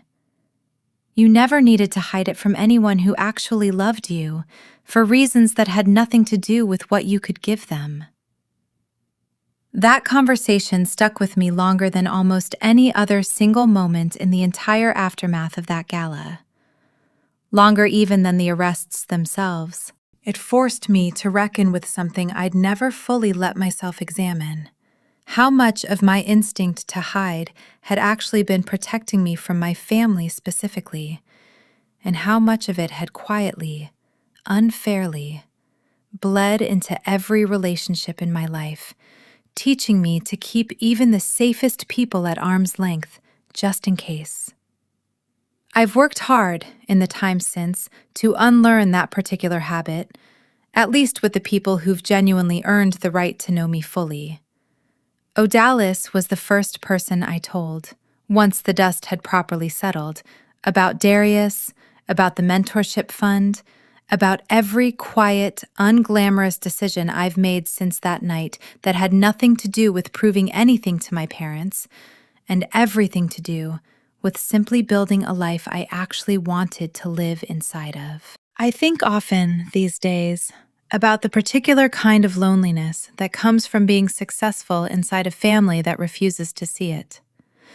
The strange, isolating math of achieving more than anyone around you expected, while still somehow feeling smaller for it. Because the people whose approval you were raised to crave the most simply cannot or will not make room in their understanding of you for who you've actually become. For years, I told myself that hiding my success was strategy, a way to keep my family's hands off what I'd built, a way to avoid becoming another resource for them to quietly drain the way they'd drained Bianca's wedding fund from my own savings all those years earlier. That was true as far as it went, but underneath the strategy, I think, was something rawer and less rational. A fear that if I finally showed them the full scope of what I'd accomplished, they would find some way to make even that feel insufficient too, the way they'd made everything else about me feel insufficient for over 3 decades.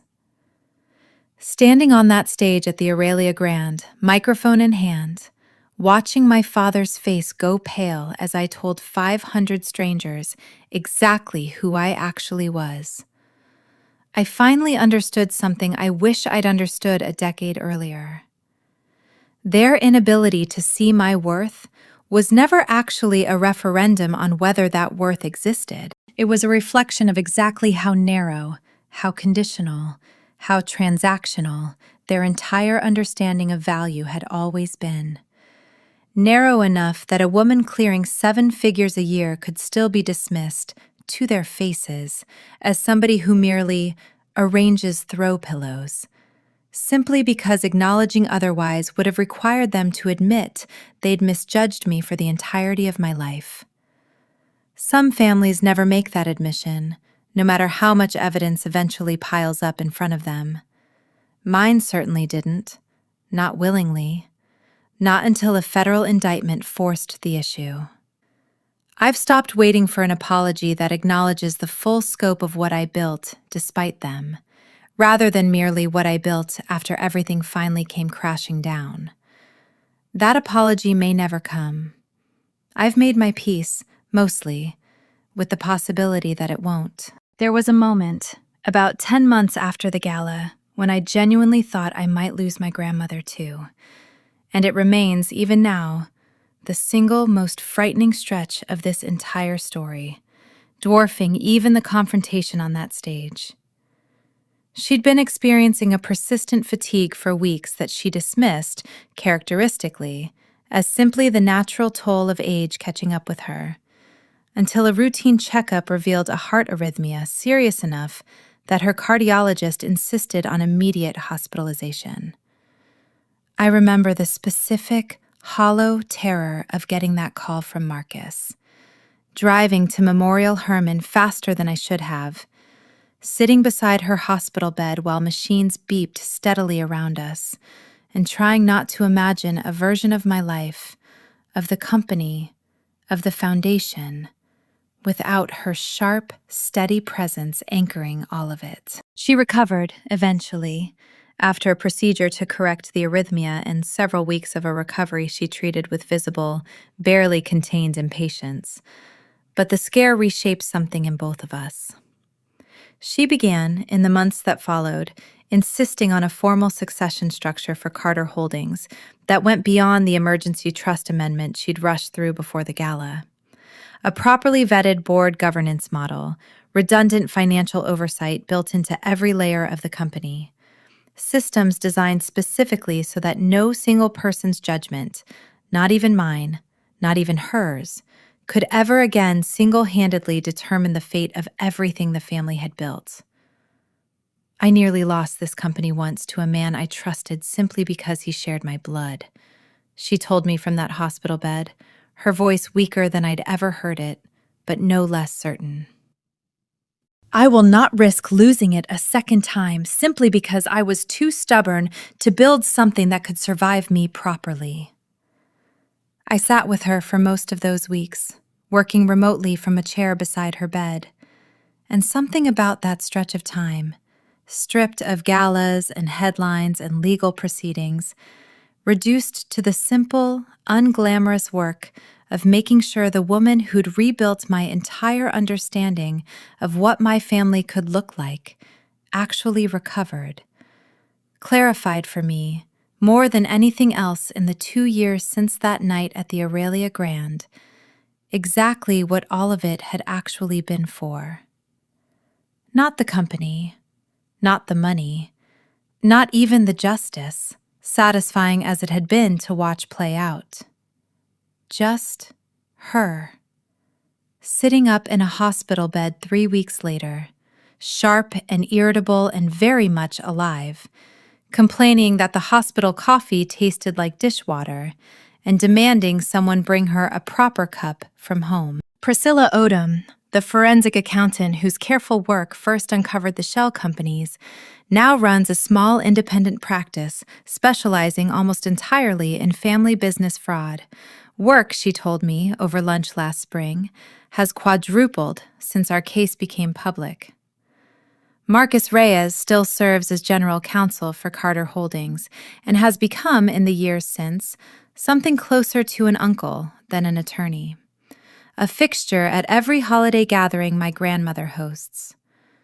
Camille, the young designer I mentioned earlier, was promoted to senior designer last winter and now leads her own team on our sustainable renovation projects, mentoring 2 junior designers of her own with the same patient generosity Ivory and Oak once extended to her. Herbert Ainsley, the notary, sent me an unexpected letter of his own about a year after his commission was revoked.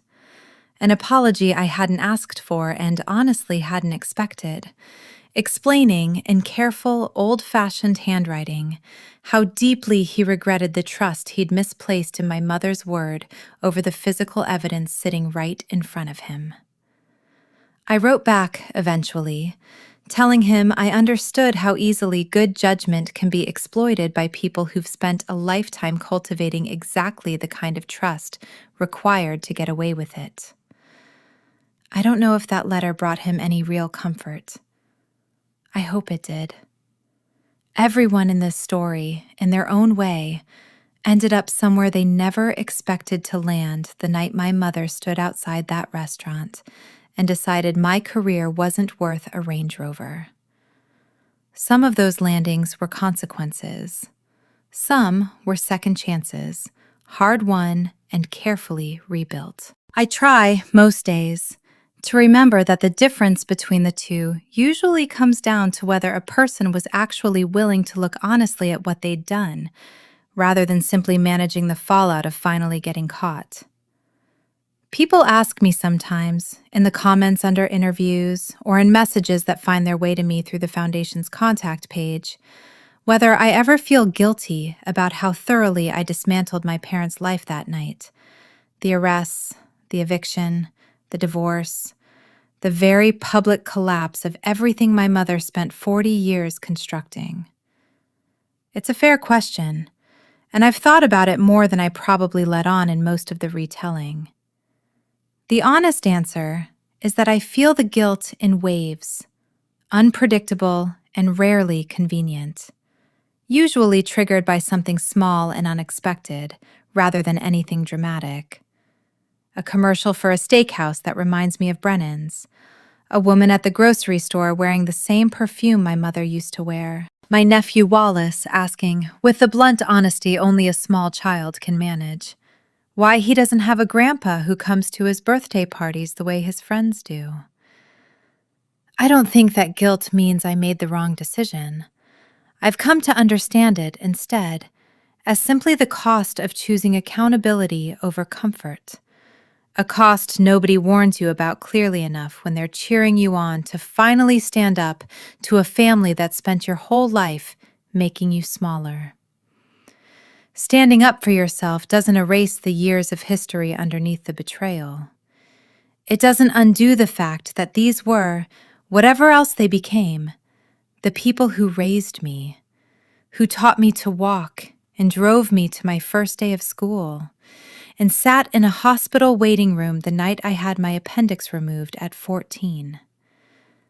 Complicated love doesn't stop being love just because the person carrying it also did something unforgivable. It just means you have to carry both truths at once, without letting the second one erase the first, and without letting the first one excuse the second. I don't regret exposing what my father and Trey did.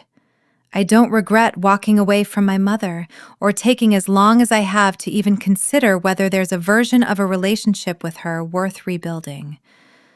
But I also don't pretend, the way some retellings of stories like this one tend to, that the justice at the end of it feels purely triumphant, clean, uncomplicated. It doesn't. It feels, most days, like exactly what it was. The necessary, painful end of one version of my family, and the slow, ongoing, still earnest work of figuring out what, if anything, deserves to be built in its place. Bianca and I talk most days now, usually about nothing in particular. Wallace's daycare drama, a design project she's excited about, the small, ordinary texture of an actual relationship built on something other than our parents' careful staging of who we were supposed to be to each other. My grandmother and I have dinner together every Sunday, a tradition we started during her recovery that neither of us has been willing to give up since. Darius makes me laugh in a way I didn't know I was still capable of laughing after everything, and he has never once, not a single time, asked me to be smaller so he could feel bigger standing next to me. That, more than the company or the hotel or the vindication of that stage, is what I actually walked away with. Not revenge, though I understand why it looks that way from the outside, looking in at a story with federal agents in handcuffs and a dramatic reveal under chandelier light. What I actually walked away with was the specific, hard-won relief of finally living a life where nobody gets to decide my worth except the people who've genuinely earned the right to weigh in on it, and even then, only if I choose to let them. I think back often to the first Sunday dinner my grandmother and I shared after her recovery, the one that eventually turned into the standing tradition we still keep now. It was a small, unremarkable meal at first. Roast chicken, her favorite collard greens recipe passed down from her own mother, a bottle of wine we split slowly over several hours of conversation that wandered everywhere and nowhere in particular. There was no agenda to it, no strategy session about the company, No lingering business from the case still working its way through the courts at that point. Just the two of us, sitting at her kitchen table the way we used to when I was small, and my parents would drop me off at her house for the weekend, grateful, even then, for the one member of this family who never once made me feel like I had to earn my place at her table. You know, she told me that evening, refilling both our glasses, I used to worry, when you were young, that this family would grind down whatever made you different before you ever got the chance to become who you actually were. Your mother never understood you. Your father never really tried. I used to lie awake some nights wondering if I was doing you any favors, staying quiet and letting them raise you their way, instead of intervening more than I did. You gave me a Range Rover and a company, I said, half joking, trying to lighten the sudden weight in her voice. I'd say you intervened plenty. She laughed, but the seriousness didn't fully leave her expression. That's not what I mean. I mean, I should have told you sooner how much I saw in you. I let your parents' silence about your worth become the loudest voice in your life for far too long, simply because I didn't want to create conflict in a family that already had enough of it simmering underneath the surface. I regret that. I regret every year you spent hiding something you should have been proud to shout from the rooftops. I didn't have a ready answer for that, not one that felt adequate to the weight of what she was offering me. I simply reached across the table and took her hand, the same hand that had signed the document handing me a company, the same hand that had pointed federal agents toward my father's stolen empire, and told her, honestly, that I understood exactly why she'd waited, and that her waiting had never once made me doubt where I actually stood with her. That Sunday dinner became a ritual neither of us has missed since, save for the weeks she was still recovering in the hospital. And even then, I brought takeout to her room and we ate off paper plates balanced on a rolling hospital tray, laughing about how undignified it was, how she'd built an empire, and it had come down to this: sharing lukewarm rice and beans off a plastic tray in a room that smelled like antiseptic. And somehow, it was one of the best meals either of us could remember having in years. It's easy, telling a story like this one, to let the courtroom drama and the stage reveal and the handcuffs carry all the emotional weight of what actually changed in my life. But if I'm honest, the real transformation happened in smaller rooms than that ballroom. At a kitchen table, in a hospital room, on a dock behind a house I bought with money nobody could ever again pretend I hadn't earned. The gala was the moment the truth became impossible for anyone else to ignore. Those quieter rooms were where I actually learned to stop ignoring it myself. There's one more conversation I think about more than almost any other from that entire year, and it happened, of all places, in the parking lot of Wallace's pediatrician's office, where Bianca and I had run into each other by coincidence on a random Thursday afternoon, both of us there for unrelated appointments that happened to overlap. We ended up sitting in her car for almost an hour afterward, air conditioning running against the Houston heat, talking in a way we genuinely never had before, not once in our entire lives as sisters. She told me things that day I don't think she'd ever said out loud to anyone, not even Trey during the years they were together, about how exhausting it had been growing up as the golden child everyone assumed had it easy, carrying the invisible weight of being our parents' entire emotional investment, terrified constantly of the day she might disappoint them and discover that their love had conditions attached to it after all. The same conditions she'd watched them place on me for her entire childhood. I used to feel guilty, she admitted, staring out the windshield rather than at me, watching how they treated you. I was young enough, for a long time, to tell myself it wasn't really happening, that I was imagining how differently they spoke about you versus how they spoke about me. But I wasn't imagining it. I knew. I think some part of me has known since I was maybe 10 years old, and I just got very good at looking away from it, because looking away from it was easier than doing anything about it. You were a kid, Bianca, I told her. None of that was your responsibility to fix. Maybe not then, she said. But I'm not a kid anymore, and I spent a long time as an adult still looking away from it, still letting Mom's version of you be the only version I bothered to actually know. That part is on me. I don't know how to fully make up for that, but I wanted you to know I see it now, clearly, and I'm not going to look away from it again. I think that conversation, more than the reconciliation over coffee weeks after the gala, more than the moment she handed me evidence against her own husband, was the true beginning of whatever real relationship Bianca and I have built since. Not because it resolves anything cleanly. Grief and old resentment rarely resolve that neatly, no matter how sincere the apology.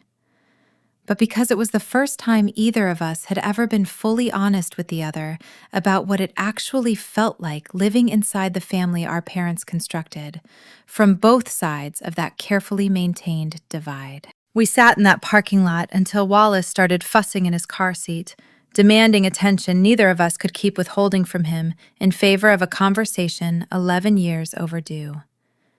And when we finally said goodbye, hugging awkwardly across the gap between our two open car doors, I felt something settle between us that hadn't been there since we were very small children, before either of us fully understood the roles we'd eventually be cast into. I don't think every sibling relationship damaged by parents like ours gets the chance to find its way back to something worth keeping. I'm grateful, every single day, that mine did. 6 months ago, on a warm Saturday afternoon, I hosted a small housewarming at the waterfront property I bought myself the year after everything settled. Nothing extravagant, just close friends, my grandmother holding court from a lounge chair on the deck, Bianca chasing Wallace around the yard while Darius manned the grill like he'd been part of this family for years instead of months. I sat on the edge of my dock for a few minutes that afternoon, watching the sun catch the water, and thought about the woman who climbed out of an Uber in an emerald dress outside Brennan's, humiliated and furious, and trying desperately not to let anyone see it. She had no idea, standing at that valet stand, that within 6 weeks she'd be standing on a stage she owned, watching federal agents lead her father away in handcuffs. She had no idea her grandmother had already been quietly rewriting the entire future of their family, or that the sister who'd just been handed her stolen car would eventually become one of the people she trusted most. She just knew in that moment that something in her refused to keep shrinking to fit a shape her family had built for her decades earlier. If there's a single thing I've learned from all of this, it's that blood is never a license for someone to make you feel small. Family is supposed to be the place where your worth gets recognized first, not the place where it has to be proven hardest, over and over, to people who've already decided the verdict before you walk in the room. If the people who are supposed to love you unconditionally keep telling you, in ways big and small, that you don't have a seat at their table, stop trying to earn a seat at a table that was never actually built to hold you. Build your own. Fill it with people who show up for you the way you've always shown up for everyone else. And if the moment ever comes when the people who underestimated you finally have to reckon with exactly who you turned out to be, you don't owe them softness about it. You owe yourself the truth, spoken plainly, exactly where they can't pretend not to hear it. Have you ever had to walk away from a family that refused to see your worth until it was too late for them to take credit for it? I want to hear your story in the comments below. And if this one resonated with you even a little, hit like, subscribe, and I'll see you in the next one.